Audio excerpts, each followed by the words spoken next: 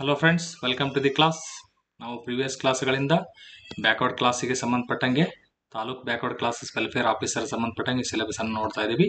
ತಾಲೂಕು ಹಿಂದುಳಿದ ವರ್ಗಗಳ ಕಲ್ಯಾಣ ಅಧಿಕಾರಿ ಗ್ರೂಪ್ ಬಿ ಪೋಸ್ಟ್ ಇರುವಂಥದ್ದು. ರಿಸರ್ವೇಷನ್ ಇಂಡಿಯಾ ಚಾಪ್ಟರ್ ಕಂಪ್ಲೀಟ್ ಆಯಿತು. ಅಲ್ಲಿರುವಂಥ ಇನ್ನೂ ಕೆಲವು ಪಾಯಿಂಟ್ಗಳನ್ನು ಮತ್ತೆ ಮಿಸ್ಸೆಲೆನ್ಸ್ ಅಲ್ಲಿ ಲಾಸ್ಟಲ್ಲಿ ಮತ್ತೆ ಡಿಸ್ಕಸ್ ಮಾಡೋಣ. ಈಗ ಆಲ್ರೆಡಿ ಇದಕ್ಕೆ ಸಂಬಂಧಪಟ್ಟಂಗೆ 4 ಕ್ಲಾಸ್ಗಳಿದಾವೆ. ಇಲ್ಲಿ national commission for backward classes, ರಾಷ್ಟ್ರೀಯ ಹಿಂದುಳಿದ ವರ್ಗಗಳ ಆಯೋಗ, ಇದನ್ನ ನೋಡೋಣ. ಈಗ ಸದ್ಯಕ್ಕೆ ಏನಿದೆ, ಇದು ಕಾನ್ಸ್ಟಿಟ್ಯೂಷನಲ್ ಬಾಡಿ ಇದೆ. ಬಟ್ ಮೊದಲು ಹಾಗಿರಲಿಲ್ಲ. ಹೇಗಿತ್ತು ಏನು ಅನ್ನೋದು ಅದ್ರ ಬಗ್ಗೆ ಪಾಯಿಂಟ್ಗಳನ್ನ ಕೇಳ್ತಾ ಹೋಗ್ತಾರೆ. National commission for backward classes NCBC ಯಾವ ಸಂವಿಧಾನ ತಿದ್ದುಪಡಿ ಮೂಲಕ ಬಂತು ಸ್ನೇಹಿತರೆ? ವೆರಿ ಬೇಸಿಕ್ ಕ್ವಶನ್ ಕೇಳ್ತಿರ್ತಾರೆ. 102ನೇ ಸಂವಿಧಾನ ತಿದ್ದುಪಡಿ ಮೂಲಕ ಬಂತು. ಬಿಲ್ ನಂಬರ್ ಎಷ್ಟಿದು? ಬಿಲ್ ನಂಬರ್ 102 ಇದೆ ಅಂದ ತಕ್ಷಣ ಇದು 123. ಇಲ್ಲಿ 2 ಬರ್ತದಲ್ಲ, ಇಲ್ಲಿ 2 ಬಂದ ತಕ್ಷಣ ಇಲ್ಲಿ 3. ಸೊ ಸಾಕಷ್ಟು ಬಾರಿ ಆಲ್ರೆಡಿ ಕ್ಲಾಸಲ್ಲಿ ಕೇಳಿದೀನಿ, ಸಾಕಷ್ಟು ಜನ ಆನ್ಸರ್ನ ಕೊಟ್ಟಿದ್ದೀರಿ. ಈ ಥರ ಇನ್ಮೇಲೆ ನೆನ್ಪಿಡ್ತಾ ಹೋಗಿ. 102 ಅಂದಾಗ ಇದೇನ 3 ಅಂತ ಇಲ್ಲಿ ಆಗ್ಬೇಕು. ಓಕೆ, 103ನೇ ಸಂವಿಧಾನ ತಿದ್ದುಪಡಿ ಏನಾಗುತ್ತೆ ಅದರದ್ದು? 103 ಅದು 124ನೇ ಬಿಲ್. ಇಲ್ಲಿ 3 ಇತ್ತಂದ್ರೆ ಇಲ್ಲಿ 4 ಬರ್ತದೆ. ಓಕೆ, ಈಗ 104ನೇ ಸಂವಿಧಾನ ತಿದ್ದುಪಡಿದು ಅದು 125 ಆಗಲ್ಲ, 26 ಆಗತ್ತೆ. ಓಕೆ, ಇಲ್ಲಿ ಚೇಂಜ್ ಆಗುತ್ತೆ, 1 ನಂಬರ್ ಮಿಸ್ ಆಯಿತು. ಇದಾದ ನಂತರ ಎಲ್ಲ ಕಂಟಿನ್ಯೂಸ್. 105ನೇ ಸಂವಿಧಾನ ತಿದ್ದುಪಡಿಗೆ ನೆಕ್ಸ್ಟ್ ನಂಬರ್ 126 ಇದೆಯಲ್ಲ, 127. ಇಲ್ಲಿ 106ನೇ ಸಂವಿಧಾನ ತಿದ್ದುಪಡಿ 128. ಇವೆಲ್ಲ ಏನಿವು? ಬಿಲ್ ನಂಬರ್ಗಳು, ಮಸೂದೆ ಸಂಖ್ಯೆ ಇದು. ಓಕೆ, ಸೊ 102 ತಂದಿದ್ದು 123. ಇದು 101 ಇದೇನಿದೆ, 101 122. ಇದು ನಮ್ಮ GST. ಇದು national commission for backward class. ಇದು ಎಕನಾಮಿಕಲ್ ವೀಕರ್ ಸೆಕ್ಷನ್. ಇವೆಲ್ಲ ಇಲ್ಲಿಂದ ಏನಿದೆಯಲ್ಲ, ಇವಿಷ್ಟು ಪೂರ್ತಿ ನಮ್ಮ ಬ್ಯಾಕ್ವರ್ಡ್ ಕ್ಲಾಸ್ ಎಕ್ಸಾಮ್ಗೆ ಸಂಬಂಧಪಟ್ಟಂಗೆ ಯೂಸ್ ಆಗೇ ಆಗತ್ತೆ. ಓಕೆ, ಈ ತರ ಇಲ್ಲಿ 100 ಇವೆಲ್ಲ ಒಂದೊಂದು ಸಂಖ್ಯೆ ಜಾಸ್ತಿ ಮಾಡ್ತಿದ್ವಿ. 104 ಆದ್ಮೇಲೆ ಪ್ಲಸ್ 2 ಸಂಖ್ಯೆ ಜಾಸ್ತಿ. ಇಲ್ಲಿ 4 ಇತ್ತಂದ್ರೆ ಇಲ್ಲಿ 2 6 ಆಗುತ್ತೆ. ಇಲ್ಲಿ 5 ಇತ್ತಂದ್ರೆ +2 ಇಲ್ಲಿ 7 ಆಗ್ತದೆ. ಇಲ್ಲಿ 6 ಇತ್ತಂದ್ರೆ +2 8 128. ಈ ತರ ನೆನ್ಪಿಟ್ಕೊಳ್ಳಿ. ಇವೆಲ್ಲ ವೆರಿ ರೀಸೆಂಟ್ ಆಗಿರೋದ್ರಿಂದ ಕೇಳ್ತಾ ಹೋಗ್ತಾರೆ. National commission for backward class ಅಂದ್ರೆ 102ನೇ ಸಂವಿಧಾನ ತಿದ್ದುಪಡಿ ಮೂಲಕ 123ನೇ ಮಸೂದೆ ಇತ್ತೀಚೆಗೆ ಆಯ್ತು. ಓಕೆ, ಇತ್ತೀಚೆಗೆ ಅದು ಸಂವಿಧಾನದ ಮಾನ್ಯತೆಯನ್ನು ಪಡ್ಕೊಂಡು it is a constitutional body ಅಂತ ಹೇಳಿದ್ವಿ. ಮೊದ್ಲೇನಿತ್ತು ಅದು? ಮೊದ್ಲೇನು ಪರಿಶಿಷ್ಟ ಜಾತಿ ಮತ್ತು ಪರಿಶಿಷ್ಟ ಪಂಗಡಗಳಿಗೆ ಸಂಬಂಧಿತ ವಿಶೇಷ ಅಧಿಕಾರಿ ಅಂತ ನೇಮಕ ಮಾಡ್ತಾ ಇದ್ರು. ಅದರಲ್ಲಿ SC ಮತ್ತು ST ಇಬ್ರು ಸೇರಿ ಆತರ ಇತ್ತದು ಮೊದಲು. ಇದು ಏನಾಗುತ್ತೆ, national commission for backward class ಅನ್ನುವಂಥದ್ದು ಕೇವಲ ಕಾಯ್ದೆ ಮೂಲಕ ಬಂದಿತ್ತು. ಯಾವ ಕಾಯ್ದೆ, ಯಾವ ವರ್ಷ? ಕಮೆಂಟ್ ಮಾಡ್ಬೋದಾ? ಪಾಸ್ ಮಾಡಿ ಆನ್ಸರ್ ಮಾಡಿ. ಇದು 1993ರಲ್ಲಿ ಅದು ಕಾಯ್ದೆ ಅಂದ್ರೇನು? ಈ ನಮ್ಮ ಪಾರ್ಲಿಮೆಂಟ್ ಮಾಡಿದಂಥದ್ದು. ಇದು ಶಾಸನಬದ್ಧವಾದ ಸಂಸ್ಥೆ ಇತ್ತು ಮೊದಲು. ಈಗ national commission for backward class ಏನು ಅಂದ್ರೆ ಕಾನ್ಸ್ಟಿಟ್ಯೂಷನಲ್ ಬಾಡಿ. ಇದು ಸಂವಿಧಾನಬದ್ಧವಾದ ಸಂಸ್ಥೆ ಅಂತಾನೆ ಹೇಳಬೇಕು. ಬಟ್ ಮೊದಲು ಇಂದಿರಾ ಸಾನಿ ಕೇಸ್ 1992 ಅಲ್ಲಿ ಬರುತ್ತೆ. ಅದು ಬ್ಯಾಕ್ವರ್ಡ್ ಕ್ಲಾಸಿಗೋಸ್ಕರ ರಿಸರ್ವೇಷನ್ ಅನ್ನ ಕೊಡುವಂತ ತೀರ್ಪದು. ಆ ತೀರ್ಪಾದ ನೆಕ್ಸ್ಟ್ ಇಯರ್ಗೆನೆ ಈ ಕಮಿಷನ್ ಮಾಡ್ತಾರೆ. ಬಟ್ ಅವಾಗ ಏನಿತ್ತದು? ಶಾಸನಬದ್ಧವಾದ ಸಂಸ್ಥೆ ಇತ್ತು. ಇದು 102ನೇ ಸಂವಿಧಾನ ತಿದ್ದುಪಡಿ ಆದ ತಕ್ಷಣ ಇದು ಕಾನ್ಸ್ಟಿಟ್ಯೂಷನಲ್ ಬಾಡಿ ಆಗಿದೆ. ಮೊದಲು ಇದಕ್ಕೆ ಹಿಸ್ಟಾರಿಕಲ್ ಬ್ಯಾಕ್ಗ್ರೌಂಡ್ ನೋಡ್ತಾ ಹೋದ್ರೆ ಪರಿಶಿಷ್ಟ ಜಾತಿ ಮತ್ತು ಈ ಪರಿಶಿಷ್ಟ ಪಂಗಡಗಳಿಗೆ ಸಂಬಂಧಿಸಿದ ವಿಶೇಷ ಅಧಿಕಾರಿ ಅಂತ ಮಾಡಿದ್ರು. ಯಾವ ಆರ್ಟಿಕಲ್ ಅಲ್ಲಿ ಇತ್ತದು? ಅದು ಕೂಡ ಬೇಸಿಕ್ ಆರ್ಟಿಕಲ್. ಈಗೇನು SC ಕಮಿಷನ್ ಇದೆಯಲ್ಲ, ಅದಕ್ಕೆ ಸಂಬಂಧಪಟ್ಟ ಈ ಆರ್ಟಿಕಲ್ ಸಂವಿಧಾನಬದ್ಧವಾದ ಸಂಸ್ಥೆನೇ ಯಾವಾಗಲೂ ಕೂಡ ಇದು. ಯಾವುದು? ಈ ಅಧಿಕಾರಿಗೂ ಕೂಡ ಸಂವಿಧಾನದಲ್ಲೇ ಉಲ್ಲೇಖ ಇತ್ತು, ಅವ್ರು ಇರಬೇಕು ಅಂತ. 338ರಲ್ಲೇ ಇತ್ತು. ನಂತರದಲ್ಲಿ ಏನ್ ಮಾಡ್ತಾರೆ, ಈ ತರ ಬರೀ ಅಧಿಕಾರಿ ಕೊಟ್ರೆ ಆಗಲ್ಲ, ಇದಕ್ಕೊಂದು ಕಮಿಷನ್ ಮಾಡೋಣ ಅಂತ 65ನೇ ಸಂವಿಧಾನ ತಿದ್ದುಪಡಿ. ಇದನ್ನು ಕೂಡ ಎಕ್ಸಾಮ್ ಅಲ್ಲಿ ಕೇಳ್ತಾರೆ, ನೆನಪಿರ್ಲಿ. ಈ ಬ್ಯಾಕ್ವರ್ಡ್ ಕ್ಲಾಸ್ ಅಂದ ತಕ್ಷಣ ಬರೀ ಬ್ಯಾಕ್ವರ್ಡ್ ಕ್ಲಾಸ್ ಅಲ್ಲ, SC ಮತ್ತು ST ಗೆ ಸಂಬಂಧಪಟ್ಟಂಗ rules, regulation, sections and constitutional amendment ಕೂಡ ನೆನ್ಪಿಡಬೇಕು. ಬ್ಯಾಕ್ವರ್ಡ್ ಕ್ಲಾಸ್ ಅಲ್ಲಿ ಅದು ಕೂಡ ಬರುತ್ತೆ. ಇಂದಿರಾ ಸಾನಿ ಕೇಸಲ್ಲಿ ಬ್ಯಾಕ್ವರ್ಡ್ ಕ್ಲಾಸ್ ಅಂದ್ರೆ ಏನು? ಕೇವಲ OBC ಅಲ್ಲ ಸ್ನೇಹಿತರೆ, SC ST ಕೂಡ ಬ್ಯಾಕ್ವರ್ಡ್ ಕ್ಲಾಸಿಗೆ ಅದರ ಒಳಗಡೆ ಒಳಪಡುತ್ತೆ ಅಂತಾನೆ ತೀರ್ಪು ಕೊಟ್ಟಿತ್ತದು. ಸೊ ಬ್ಯಾಕ್ವರ್ಡ್ ಕ್ಲಾಸಿಗೋಸ್ಕರ ಏನೇನ್ ಮಾಡ್ತಾರೆ ಅದನ್ನ SC ST ಗೂ ಮಾಡಿ ಅವ್ರಿಗೆ, ಯಾಕಂದ್ರೆ ಅವರು ಕೂಡ ಬ್ಯಾಕ್ವರ್ಡ್, ಅವರು ಹಿಂದುಳಿದಿದ್ದಾರೆ. ಸೊ ಆ ರೀತಿ ಇಲ್ಲಿ 165ನೇ ಸಂವಿಧಾನ ತಿದ್ದುಪಡಿ ಕಾನ್ಸ್ಟಿಟ್ಯೂಷನಲ್ ಅಮೆಂಡ್ಮೆಂಟ್ ಆಕ್ಟ್ 1990 ಯಾವ ವರ್ಷ ಅನ್ನೋದು ಕೂಡ ಕೇಳಿರ್ತಾರೆ. ಇದ್ರ ಪ್ರಕಾರ ಏನಾಯ್ತು ಸ್ನೇಹಿತರೆ, ಇಲ್ಲಿ national commission for SC and ST ಅಂತ ಎರಡೂ ಸೇರಿ ಒಂದರಲ್ಲೇ ಕೊಟ್ಬಿಟ್ರು. ಇಬ್ರು SC ಅಂಡ್ ST ಎರಡು ಸೇರಿ ಒಂದು ಬಂದಿತ್ತು. ಆಮೇಲೆ ಏನಾಯ್ತದು, SC ಅವರ ಸಮಸ್ಯೆಗಳೇ ಬೇರೆ ಇರ್ತಾವ. ಯಾಕಂದ್ರೆ ಅವ್ರು ಹಿಸ್ಟಾರಿಕಲಿ ಅವ್ರದ್ದೇ ಅನ್ಯಾಯಗಳಾಗಿರ್ತಾವ. ಈ ST ಅವ್ರದ್ದೇನು, ನಾರ್ಮಲ್ SC ಟ್ರೈಬ್ ಅಂದ್ರೇನು? Tribal people, forest area. ಈ ನಮ್ಮ ಸಿವಿಲೈಸ್ಡ್ ಈ ಸೊಸೈಟಿಗಿನ ಸ್ವಲ್ಪ ಡಿಫ್ರೆಂಟ್ ಆಗಿ ಬೇರೆ ಕಡೆನೇ ಇರ್ತಾರೆ. ಅವ್ರದೇ ಆದ ಒಂದು ಎಥ್ನಿಸಿಟಿ ಇರ್ತದೆ, ಅವ್ರದೇ ಆದ ಕಲ್ಚರ್ ಇರ್ತದೆ. ಸೊ ಇಬ್ಬರದು ಪ್ರಾಬ್ಲಮ್ಸ್ಗಳು ಬೇರೆ ಇದಾವು. SC ಅವ್ರದ್ದು ಪ್ರಾಬ್ಲಮ್ಸ್ ಬೇರೆ, ST ಅವ್ರ ಪ್ರಾಬ್ಲಮ್ಸ್ ಬೇರೆ. ಹಾಗಾಗಿ ಒಂದೇ ಬಾಡಿ ಇರೋದು ಒಳ್ಳೇದಲ್ಲ ಅಂತ 89ನೇ ಸಂವಿಧಾನ ತಿದ್ದುಪಡಿಯಲ್ಲಿ 2003ರಲ್ಲಿ ಅದನ್ನೇನ್ ಮಾಡ್ತಾರೆ, ನ್ಯಾಷನಲ್ ಕಮಿಷನ್ ಫಾರ್ SC ಅದಕ್ಕೆ ನ್ಯಾಷನಲ್ ಕಮಿಷನ್ ಫಾರ್ SC ಅನ್ನೋದಕ್ಕೆ 338, ನ್ಯಾಷನಲ್ ಕಮಿಷನ್ ಫಾರ್ ST ಅನ್ನೋದನ್ನ 338 ಕ್ಯಾಪಿಟಲ್ A. ನೆಕ್ಸ್ಟ್ ನಂಬರ್ ಯಾವ್ದು ಬರುತ್ತೆ ಅದು ಆ ಥರ ಇಲ್ಲಿ ಮಾಡ್ತಾರೆ. 2003ರಲ್ಲಿ ಕಾಯ್ದೆ ಆದ ತಕ್ಷಣ ಅವತ್ತೇ ಆಗತ್ತಾ? ನಮ್ಮಲ್ಲಿ ಸ್ವಲ್ಪ ಲೇಟ್ ಅಲ್ಲ, ಇಂಡಿಯಾದಲ್ಲಿ ಅಷ್ಟು ಬೇಗ ಆಗಲ್ಲ. 2003 ಅಂದ ತಕ್ಷಣ 2004ರಲ್ಲಿ ಜಾರಿಗೆ ಬಂತು ಸೆಪರೇಟ್ ಆಗಿ. National commission for SC separate 338 2004ರಲ್ಲಿ ಬಂದಿದ್ದು. NCST national commission for scheduled tribes 338 capital A. ಇದರ ಜೊತೆಗೇನೆ ನೆಕ್ಸ್ಟ್ ನಮಗೆ 102ನೇ ಸಂವಿಧಾನ ತಿದ್ದುಪಡಿ ಮೂಲಕ ಮತ್ತೊಂದು ಹೊಸದು national commission for backward class NCBC ಅಂತ 338 ಇತ್ತ. ಇದು A ಇತ್ತು, ಅದ್ರ ಮುಂದಿನ ಸಂಖ್ಯೆ ABCD ಹೇಳ್ಕೊಂತ ಹೋಗ್ಬಿಡ್ತಾರೆ ಇವರು. Z ವರೆಗೂ ಇದೆ, ಇನ್ನು ಚಾನ್ಸ್ ಹೇಳ್ತಾರೆ. ಮೋಸ್ಟ್ಲಿ ನಿಮ್ಮ ಮಕ್ಕಳು ಓದೋ ಮುಂದೆ ಈ AB ಅಷ್ಟೇ ಇತ್ತಲ್ಲ, ನಿಮ್ಮ ಮಕ್ಕಳು ಓದ್ಬೇಕಾದ್ರೆ ಒಂದು DEF G ಅಲ್ಲಿವರೆಗೂ ಹೋಗಿರ್ತಾರೆ. ಓಕೆ, ಸೊ ಈ 3 ಆರ್ಟಿಕಲ್ ಅನ್ನ ತುಂಬಾ ಸಿಂಪಲ್, ಇದು ಬೇಸಿಕ್, ವೆರಿ ಬೇಸಿಕ್, ಎಲ್ಲ ಎಕ್ಸಾಮ್ಗಳಲ್ಲಿ ಕೇಳ್ತಿರ್ತಾರೆ. ಇದೇನು ಬಿಡಬೇಕು. National commission for schedule cost 338. ಮೊದಲು ಈ ಅಧಿಕಾರಿ, ವಿಶೇಷ ಅಧಿಕಾರಿ ಅದು ಸಂವಿಧಾನಬದ್ಧವಾಗಿತ್ತ? ಎಸ್ ಇತ್ತು, 338ರಲ್ಲೇ ಇತ್ತು. ಅದಾದ್ಮೇಲೆ ಹೇಳಿದ್ನಲ್ಲ 65ರಲ್ಲಿ 1990ರಲ್ಲಿ ಒಂದು ಸೆಪರೇಟ್ ಆಗಿರ್ಲಿ ಅಂದಾಗ ಇಬ್ಬರನ್ನು ಕಂಬೈನ್ ಮಾಡಿ ಒಂದು ಕಮಿಷನ್ ಇರಲಿ ಅಂತ ಮಾಡಿದ್ರು. ಆಮೇಲೆ 89ರಲ್ಲಿ ನೋಡಿ ಎಷ್ಟು ಡಿಫರೆನ್ಸ್ ಇದೆ. 13 ವರ್ಷಗಳ ನಂತರ ಕಾಯ್ದೆ ಆಗುತ್ತೆ, 13 ವರ್ಷ ನಂತರ ಸೆಪರೇಟ್ ಇರಬೇಕಂತ ಬೆಳಕಾಗುತ್ತೆ ಅವಾಗ. ಸೊ ಈ 3 ಕಾಯ್ದೆಗಳನ್ನು ನೋಡಿ, ಈ 3 ಬಗ್ಗೆನೂ ನಾವು ಸ್ಟಡಿ ಮಾಡಬೇಕು. ನಮಗೆ ಸಿಲೆಬಸ್ ಅಲ್ಲಿ ಏನಿದೆ national commission for backward class ಅಂದ್ರೆ ಅಷ್ಟೇ ಬಿಡುವಂಗಿಲ್ಲ, ಅದು ಸೇಮ್ ಇದೆ, ಎಲ್ಲ 3 ಸೇಮ್, ಸ್ವಲ್ಪ ಚೇಂಜ್ ಆಗುತ್ತೆ, ಅದನ್ನಷ್ಟೇ ನೋಡೋಣ. ಓಕೆ, 3 ಕಮಿಷನ್ ನೋಡಲೇಬೇಕು. ಸಿಲೆಬಸ್ ಅಲ್ಲಿ ಡೈರೆಕ್ಟ್ ಆಗಿ ಕೊಟ್ಟಿಲ್ಲ ಅಂದ್ರು ಬ್ಯಾಕ್ವರ್ಡ್ ಅಂದಾಗ ಇಂದಿರಾ ಸಾನಿ ಕೇಸ್ ಪ್ರಕಾರ ಕ್ಲಿಯರ್ ಕಟ್ ಆಗಿ ಕೊಟ್ಟಿದ್ದಾರೆ. ಬ್ಯಾಕ್ವರ್ಡ್ ಅಂದ್ರೆ SC including SC and ST also ಅಂತ ಹೇಳಿದ್ದಾರೆ ಅವ್ರು ಕ್ಲಿಯರ್ ಕಟ್ ಆಗಿ. ಇದಿಷ್ಟು ಕ್ಲಿಯರ್ ಆಯ್ತಾ? ಆರ್ಟಿಕಲ್ ಬೇಸಿಕ್ ಇದು. ಓಕೆ, ಅದಾದ ನಂತರ ಕಾಂಪೋಸಿಷನ್ ಯಾರ್ದು ನೋಡೋಣ. ಈಗ ಫಸ್ಟ್ SC ನೋಡೋಣ. ಫಸ್ಟ್ ಯಾವ್ದಾಗಿತ್ತು? SCನೇ ಅಲ್ವಾ? ಇಲ್ಲಿ ಏನಾಗಿತ್ತು? SC national commission for schedule cost 338. ಇದು ನಂತರ ST ನೋಡೋಣ, ಆಮೇಲೆ ಬ್ಯಾಕ್ವರ್ಡ್ ಕ್ಲಾಸ್. ಈ ರೀತಿನೇ ನೋಡ್ತಾ ಹೋಗೋಣ. ಮತ್ತೇನಿದೆ ಇದ್ರದ್ದು ಕಾಂಪೋಸಿಷನ್, ಸಂಯೋಜನೆ ಹೇಗಿದೆ ಮುಂದೆ ನಾನು ಹೇಳ್ತೀನಿ. ಇದು ಯಾವ ರೂಲ್ಸ್ ಅಲ್ಲಿ ಬರುತ್ತೆ, ಯಾವ ಒಂದು ನಿಮಗೆ ಪ್ರಕರಣಗಳಲ್ಲಿ ಬರುತ್ತೆ, ಸೆಕ್ಷನ್ಗಳಲ್ಲಿ ಬರುತ್ತೆ, ಅವೆಲ್ಲ ನೋಡ್ಬೇಕಾಗತ್ತೆ. ಕರ್ನಾಟಕದ ಬ್ಯಾಕ್ವರ್ಡ್ ಕ್ಲಾಸ್ ಇಂದಂತೂ ಎಲ್ಲ ಪ್ರಕರಣ 18 ಪ್ರಕರಣ ಅವೆಲ್ಲ ಡೀಟೇಲ್ ಆಗಿ ನೋಡೋಣ ಬರುತ್ತೆ ಅದು ಮುಂದೆ. National commission for schedule caste 338ನೇ ಆರ್ಟಿಕಲ್. ಇದು ಸಂವಿಧಾನಬದ್ಧವಾದ ಸಂಸ್ಥೆ, ಯಾಕಂದ್ರೆ ಆರ್ಟಿಕಲ್ ಇದೆ.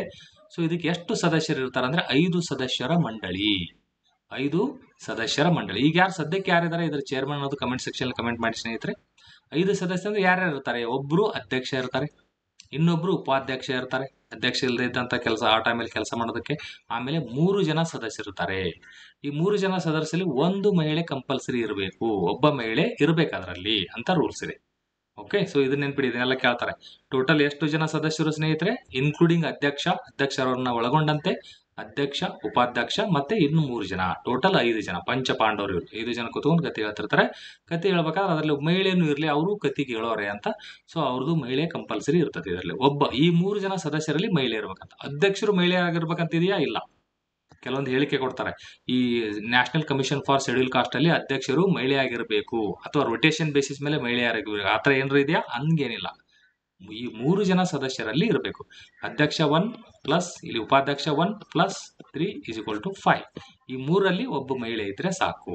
ಓಕೆ, ಇವ್ರನ್ನ ಯಾರು ನೇಮಕ ಮಾಡ್ತಾರೆ? ರಾಷ್ಟ್ರಪತಿಯವರು ನೇಮಕ ಮಾಡ್ತಾರೆ. ಹೇಗೆ? Warrant under is seal. Okay, ಅದನ್ನ ಹೇಳ್ತಾ ಹೋಗ್ತಾರೆ.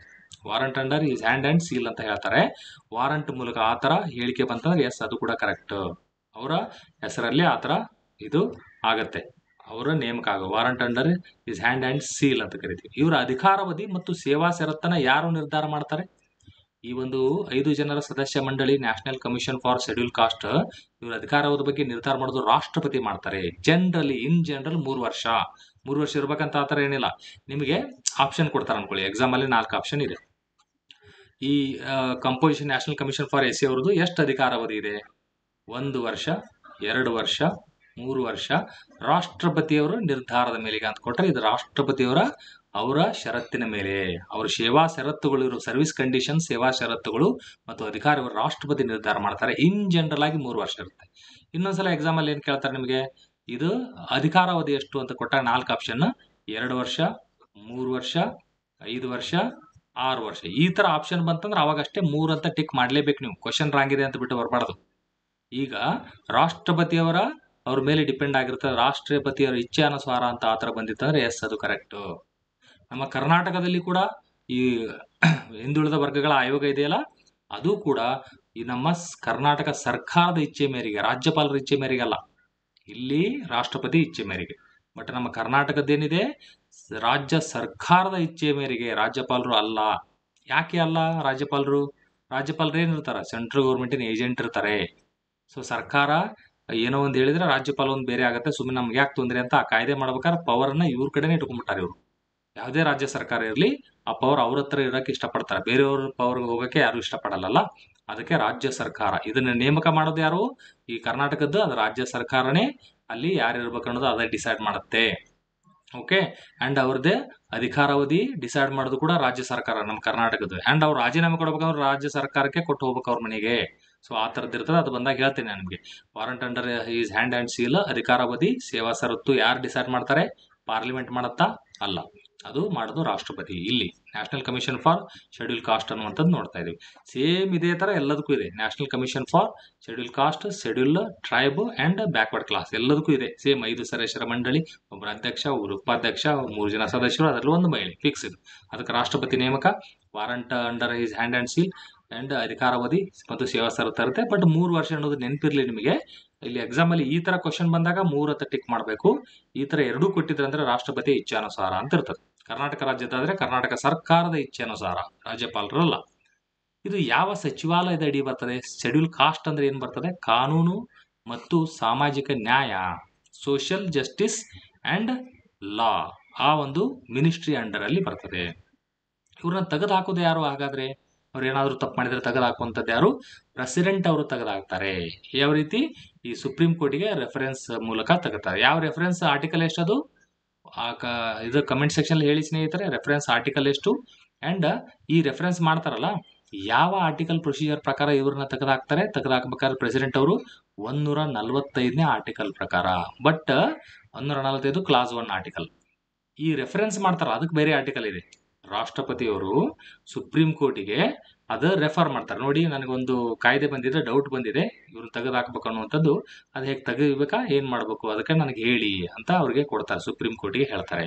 Supreme court decision binding on president. Supreme court ಅಂದ್ರೆ ತೆಗಿಬೇಕು, ಬೇಡ ಅಂದ್ರೆ ಬಿಡ್ಬೇಕು. ಯಾಕಂದ್ರೆ ಅದು ಎನ್ಕ್ವೈರಿ ಮಾಡುತ್ತೆ ಸುಪ್ರೀಂ ಕೋರ್ಟ್.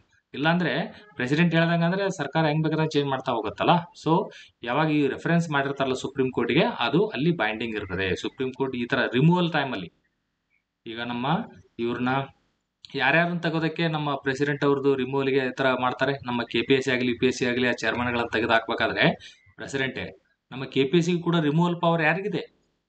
ಕಮೆಂಟ್ ಸೆಕ್ಷನ್ ಹೇಳಿ. KPSC ಕೂಡ ರಿಮೂವಲ್ ಇರುವಂತ ಪವರ್ ಪ್ರೆಸಿಡೆಂಟ್ಗಿದೆ.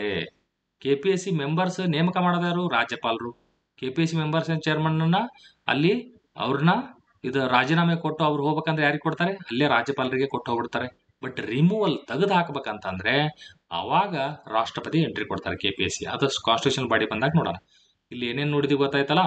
ಕಾನೂನು ಮತ್ತು ಸಾಮಾಜಿಕ ನ್ಯಾಯ ಸಚಿವಾಲಯದ ಅಡಿಯಲ್ಲಿ ಬರ್ತದೆ. Social justice and law ministry under ಅಲ್ಲಿ ರಿಮೂವಲ್ ಪ್ರೆಸಿಡೆಂಟ್ ಅವರು ಸುಪ್ರೀಂ ಕೋರ್ಟ್ಗೆ ರೆಫರ್ ಮಾಡ್ತಾರೆ. ಆ ಸುಪ್ರೀಂ ಕೋರ್ಟ್ ಎನ್ಕ್ವೈರಿ ಮಾಡಿ ತೆಗೆದಾಕತ್ತೆ. ಆ ರೆಫರ್ ಮಾಡ್ಬೇಕಾದ್ರೆ ಆರ್ಟಿಕಲ್ ಯಾವುದು ಕಮೆಂಟ್ ಮಾಡಿ. ಬಟ್ ಇದು ತೆಗೆದಾಕುವಂತ ಈ ಪ್ರೊಸೀಜರ್ ಎಲ್ಲಿದೆ? ಅದರ ಪ್ರಕಾರ 141, 45 ಕ್ಲಾಸ್ 1 ಪ್ರಕಾರ. ಇಷ್ಟು ನೆನಪಿರಲಿ. ಇದೇ ರೀತಿ ಇವ್ರ ಕಾರ್ಯಗಳೇನು? ಫಂಕ್ಷನ್ಸ್ ಆಫ್ ದ ಇದು national commission for schedule cost. ಇದು ಮೋಸ್ಟ್ ಇಂಪಾರ್ಟೆಂಟ್. ಕೇಳ್ತಾರೆ ಈ ಕ್ವಶನ್. ಇದರಲ್ಲಿ ಇಷ್ಟು ಕಾರ್ಯಗಳನ್ನ ನೋಡ್ತೀವಲ್ಲ, ಅದರ 4 ಆಪ್ಷನ್ ಕೊಟ್ಟು ಯಾವುದು ಸರಿ ಯಾವುದು ತಪ್ಪು ಅಂತ ಬರುತ್ತೆ. ಎಲ್ಲಾ ಈ ಕಾರ್ಯಗಳನ್ನು ನೆನ್ಪಿಡಬೇಕು. ಇದು KS ಮೇನ್ಸ್ಗೂ ಪಕ್ಕಾ ಒಂದು constitutional and non constitutional body ಒಂದು ಕ್ವಶನ್ ಇದ್ದೇ ಇರ್ತದೆ. ಸೊ ಪ್ರಿಲಿಮ್ಸ್ ಅಲ್ಲಿ ಎಲ್ಲಾ ರೀತಿಯ ಟಫ್ ತೆಗಿಬೇಕಂದ್ರೆ ಈ ತರ ಕೇಳ್ತಾರೆ. SC ಶೆಡ್ಯೂಲ್ ಕಾಸ್ಟ್ ಅವರು ವಿವಿಧ ಸುರಕ್ಷತಾ ಕ್ರಮಗಳ ಬಗ್ಗೆ ತನಿಖೆ ಮಾಡೋದು. ಈ ತರ ವರ್ಡ್ ಬಂತಂದ್ರೆ ಸುರಕ್ಷತಾ ಕ್ರಮ ತನಿಖೆ ಅಂತ ಬಂತಂದ್ರೆ ಎಸ್, ಅದು ಅವರ ಕಾರ್ಯ ಹೌದು. National commission for schedule cost ನ ಕಾರ್ಯ ಸುರಕ್ಷತಾ, SC ಅವರಿಗೆ ವಿವಿಧ ಸುರಕ್ಷತಾ ಕ್ರಮಗಳಿರ್ತಾವಲ್ಲ ಅವನ್ನ ತನಿಖೆ ಮಾಡೋದಕ್ಕೆ. ಇಂದ ಶೆಡ್ಯೂಲ್ ಕಾಸ್ಟ್ ಅವರ ಹಕ್ಕುಗಳ ಬಗ್ಗೆ, ಅವ್ರಿಗೆ ಕೆಲವೊಂದು ಹಕ್ಕುಗಳಿದಾವೆ ಶೆಡ್ಯೂಲ್ ಕಾಸ್ಟ್ ಅವರಿಗೆ. ಅದನ್ನ ಯಾರಾದ್ರೂ ನಿರಾಕರಣೆ ಮಾಡಿದ್ರು, ಆಯ್ತು ನಿಮ್ಗೆ ಹಕ್ಕಿದ್ರೆ ನಾ ಕೊಡಲ್ಲ ಹೋಗಿ ಅಂತ ಕಳ್ಸಿದ್ರೆ, ಆ ನಿರಾಕರಣೆ ಮಾಡಿದ್ರೆ ಅದನ್ನ ದೂರನ್ನ ಕೊಡೋದು ಯಾರಿಗೆ? ಈ national commission for backward class. ಆ ದೂರನ್ನ ವಿಚಾರಣೆ ಮಾಡ್ತಾರೆ. ಹಕ್ಕುಗಳ ನಿರಾಕರಣೆ, ದೂರು ವಿಚಾರಣೆ, 2 ಪಾಯಿಂಟ್ ಇಂಪಾರ್ಟೆಂಟ್ ನೆನ್ಪಿಡ್ಕೊಳ್ಳಿ. ಪ್ರತಿಯೊಂದು ಇಲ್ಲ 6 ಪಾಯಿಂಟ್ ಅಷ್ಟು ನೆನ್ಪಿಡ್ಬೇಕು ನೀವು. ಇಲ್ಲಿ ಸುರಕ್ಷತಾ ಕ್ರಮಗಳ ಬಗ್ಗೆ ತನಿಖೆ ಮಾಡೋದು, ಈ ವರ್ಡ್ ಬಳಬೇಕು. ಇದೆ ಸೇಮ್ ಇದೇ ವರ್ಡ್ ಶಬ್ದಗಳು ಬಂದ್ರೆ ಅದು ಅಲ್ಲಿ ಇದರ ಫಂಕ್ಷನ್ಸ್. ಅದು ಹಕ್ಕುಗಳ ನಿರಾಕರಣೆ, ದೂರುಗಳನ್ನು ವಿಚಾರಣೆ ಮಾಡೋದು. ಇಲ್ಲಿ ಶೆಡ್ಯೂಲ್ ಕಾಸ್ಟ್ ಅವರ ಸಾಮಾಜಿಕ ಮತ್ತು ಆರ್ಥಿಕ ಅಭಿವೃದ್ಧಿ ಯೋಜನೆಗೆ ಸಲಹೆಯನ್ನು ಕೊಡೋದು. ಸಾಮಾಜಿಕ ಮತ್ತು ಶೈಕ್ಷಣಿಕ ಅಲ್ಲ, ಇಲ್ಲಿ ಆರ್ಥಿಕ ಬರ್ತದೆ. ಶೈಕ್ಷಣಿಕವಾಗಿ ಕೂಡ ಮಾಡ್ತಿರ್ತಾರೆ. ಬಟ್ ಸಾಮಾಜಿಕ ಮತ್ತು ಆರ್ಥಿಕ ಅವರ ಅಭಿವೃದ್ಧಿಗೋಸ್ಕರ ಒಂದಿಷ್ಟು ಯೋಜನೆ ಏನೇನ್ ಮಾಡ್ತಿರ್ತದಲ್ಲ ಸರ್ಕಾರ, ಅದಕ್ಕೆ ಸಲಹೆಯನ್ನ ಕೊಡುತ್ತೆ. ಸೋಷಿಯಲ್ ಅಂಡ್ ಎಕನಾಮಿಕಲ್ ಡೆವಲಪ್ಮೆಂಟ್ಗೋಸ್ಕರ ಏನೇನು ಪ್ಲಾನಿಂಗ್ ಮಾಡ್ತಿರ್ತಾರೆ ಸರ್ಕಾರ, ಅದಕ್ಕೆ ಸಲಹೆ ಕೊಡೋದು, ಅಡ್ವೈಸರಿ ಕೂಡ ಮಾಡುತ್ತೆ ಇದು. ತನಿಖೆ, ಇಲ್ಲಿ ಸುರಕ್ಷತಾ ಕ್ರಮದ ತನಿಖೆ, ಹಕ್ಕುಗಳ ನಿರಾಕರಣೆ ಮಾಡಿದ್ರೆ SC ಅವರ ಕೆಲವೊಂದು ಹಕ್ಕುಗಳನ್ನ ಯಾರೋ ಒಬ್ಬರು ಅಧಿಕಾರಿ ನಾನು ಮಾಡಲ್ಲ, ಹೋಗು ನಿನಗೆ, ನಿನ್ನ ಹಕ್ಕಿದ್ರೆ ನಾ ಏನ್ ಮಾಡ್ಲಿ, ನಾನು ನಿನಗೆ ಹೆಲ್ಪ್ ಮಾಡಲ್ಲ ಆತರ ಅಂದ್ರೆ ಆ ನಿರಾಕರಣೆ ಅವರು ದೂರು ಕೊಟ್ಟರೆ ಅದನ್ನ ವಿಚಾರಣೆ ಮಾಡ್ತಾರೆ. ಅವರೆಲ್ಲ ಅಧಿಕಾರಿನ ಕರೆಸ್ತಾರೆ. ಅವರು ಸಾಮಾಜಿಕ ಆರ್ಥಿಕ ಅಭಿವೃದ್ಧಿಗೋಸ್ಕರ ಯೋಜನೆಗೆ ಸಲಹೆಯನ್ನ ಕೊಡ್ತಾರೆ, ಅಡ್ವೈಸ್ ಮಾಡ್ತಾರೆ. ಸುರಕ್ಷಾ ಕ್ರಮ ಕಾರ್ಯನಿರ್ವಹಣೆಗೆ ವರದಿ. ಇಲ್ಲಿ ಸುರಕ್ಷತಾ ಕ್ರಮಗಳಿದಾವಲ್ಲ, SC ಅವರನ್ನ ಸುರಕ್ಷವಾಗಿಡೋದಕ್ಕೆ ಈ ತರ ಏನೇನು ಅವ್ರಿಗೆ ತೊಂದರೆ ಆಗಲ್ಲಂಗೆ ಕಾರ್ಯಕ್ರಮ ನಿರ್ವಹಣೆ ಏನೇನಾಗಿದೆ ಅಂತ ಅನ್ನೋದನ್ನ ಆ ವರದಿಯನ್ನ ಇವರು ತಯಾರು ಮಾಡಿ ಪ್ರೆಸಿಡೆಂಟ್ಗೆ ಕೊಡ್ತಾರೆ. ಸೊ ಈ ಪಾಯಿಂಟ್ ಇಂಪಾರ್ಟೆಂಟ್, ಇದನ್ನ ಕೇಳ್ತಾರೆ ಎಕ್ಸಾಮ್ ಅಲ್ಲಿ. ಈ ವರದಿಯನ್ನ ಯಾರು ಕೊಡ್ತಾರೆ? ಇವರು ಪ್ರೆಸಿಡೆಂಟ್ಗೆ ವರದಿಯನ್ನ ಕೊಡ್ತಾರೆ. ಸೊ ಇದು ಕೂಡ ಇವರು ಫಂಕ್ಷನ್, ಇದು ಕಾರ್ಯ ಕಂಪಲ್ಸರಿ ಮಾಡ್ಬೇಕು ಇವ್ರು ಇದನ್ನ. ಈ ಸುರಕ್ಷತಾ ಕ್ರಮ ಪರಿಣಾಮಕಾರಿ ಅನುಷ್ಠಾನ ಕ್ರಮ ಅಂದ್ರೆ ಸುರಕ್ಷತಾ ಕ್ರಮಗಳನ್ನ SC ಅವರಿಗೆ ಕಾಪಾಡೋದಕ್ಕೋಸ್ಕರ ಏನೇನು ಕ್ರಮಗಳು ತಗೊಂತಾವಲ್ಲ ಅದ್ರ ವರದಿ ಕೊಡ್ತಾರೆ. ಆ ವರದಿ ನಂತರ ಏನದ ಪರಿಣಾಮಕಾರಿ ಅನುಷ್ಠಾನ, ಬರೀ ಒಂದು ಲೆಟರ್ ಅಲ್ಲಿ ಇದೆ, ಪೇಪರ್ಗಳಲ್ಲಿ ಇದಾವು, ಪರಿಣಾಮಕಾರಿ ಅನುಷ್ಠಾನ ಆಗ್ತಾ ಇಲ್ಲ. ಅದಕ್ಕೆ ಪರಿಣಾಮಕಾರಿ ಅನುಷ್ಠಾನ ಆಗ್ಬೇಕಾದ್ರೆ ಏನೇನ್ ಮಾಡ್ಬೇಕು ನೀವು ಅಂತ ಶಿಫಾರಸು, ರೆಕಮೆಂಡೇಶನ್ ಕೂಡ ಮಾಡುತ್ತೆ. ಯಾರಿಗೆ? ಕೇಂದ್ರಕ್ಕೂ ಮಾಡುತ್ತೆ, ರಾಜ್ಯಗಳಿಗೂ ಮಾಡುತ್ತೆ. ನ್ಯಾಷನಲ್ ಕಮಿಷನ್ ಫಾರ್ SC ರಾಜ್ಯ ಸರ್ಕಾರಗಳಿಗೂ ಕೂಡ ಶಿಫಾರಸು ಮಾಡುವಂತ ಅಧಿಕಾರ ಇದೆ.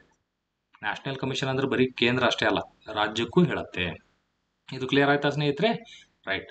ರಾಷ್ಟ್ರಪತಿ ತಿಳಿಸಿದ ಇತರೆ ಕಾರ್ಯ, ಅವ್ರು ಏನ್ ಹೇಳ್ತಾರ ಬೇರೆ ಯಾವ್ದಾರ. ಈಗ ಹೋಗಿ ಒಂದು ಬೆಳಗ್ಗೆ ನಂದಿನ ಪ್ಯಾಕೆಟ್ ಒಂದು ಹಾಲು ತೊಗೊಂಬನ್ನಿ ಬೆಳಗ್ಗೆ ಚಾ ಮಾಡಕಂದ್ರ ಆತರ ಅದಕ್ಕೂ ಹೋಗ್ಬೇಕಾ?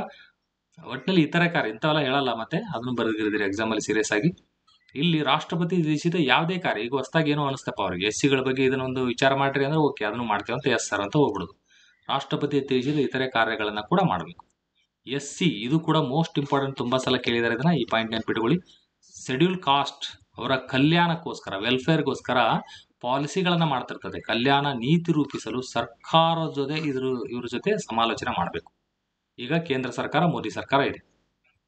ಈ ಶೆಡ್ಯೂಲ್ ಕಾಸ್ಟ್ ಅವರಿಗೆ, SC ಅವರಿಗೆ ಯಾವುದೋ ಅವ್ರಿಗೆ ವೆಲ್ಫೇರ್ ಮಾಡೋದಕ್ಕೋಸ್ಕರ ಒಂದಿಷ್ಟು ಪಾಲಿಸಿಗಳನ್ನ ಮಾಡ್ಬೇಕಂತ ಸರ್ಕಾರ ಅನ್ಕೊಂತ ಅವಾಗ ಸರ್ಕಾರ ಈ ನ್ಯಾಷನಲ್ ಕಮಿಷನ್ ಫಾರ್ SC ಜೊತೆ ಸಮಾಲೋಚನೆ ಮಾಡಬೇಕು.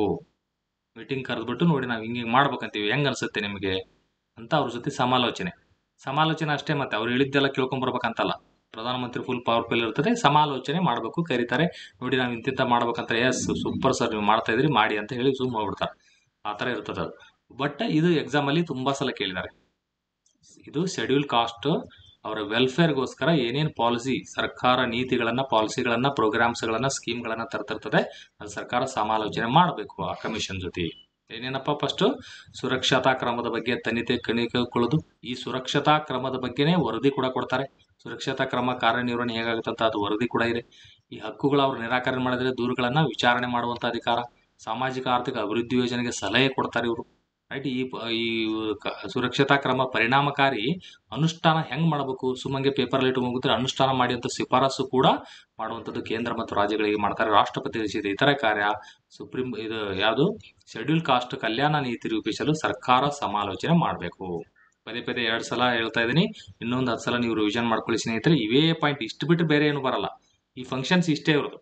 ಇದು ಬಿಟ್ಟು ಬೇರೆ ಪಾಯಿಂಟ್ ಬಂತಂದ್ರೆ ಅದು ರಾಂಗ್. ಅದು ಅಂದ್ರೆ 4 ಆಪ್ಷನ್ ಕೊಟ್ಟು ಇದರಲ್ಲಿ ಯಾವುದು ತಪ್ಪಿದೆ, ಅಥವಾ 1 and 2 ಓನ್ಲಿ, 3 and 4 ಓನ್ಲಿ, ಆ ಥರ ಕೇಳ್ತಾರೆ.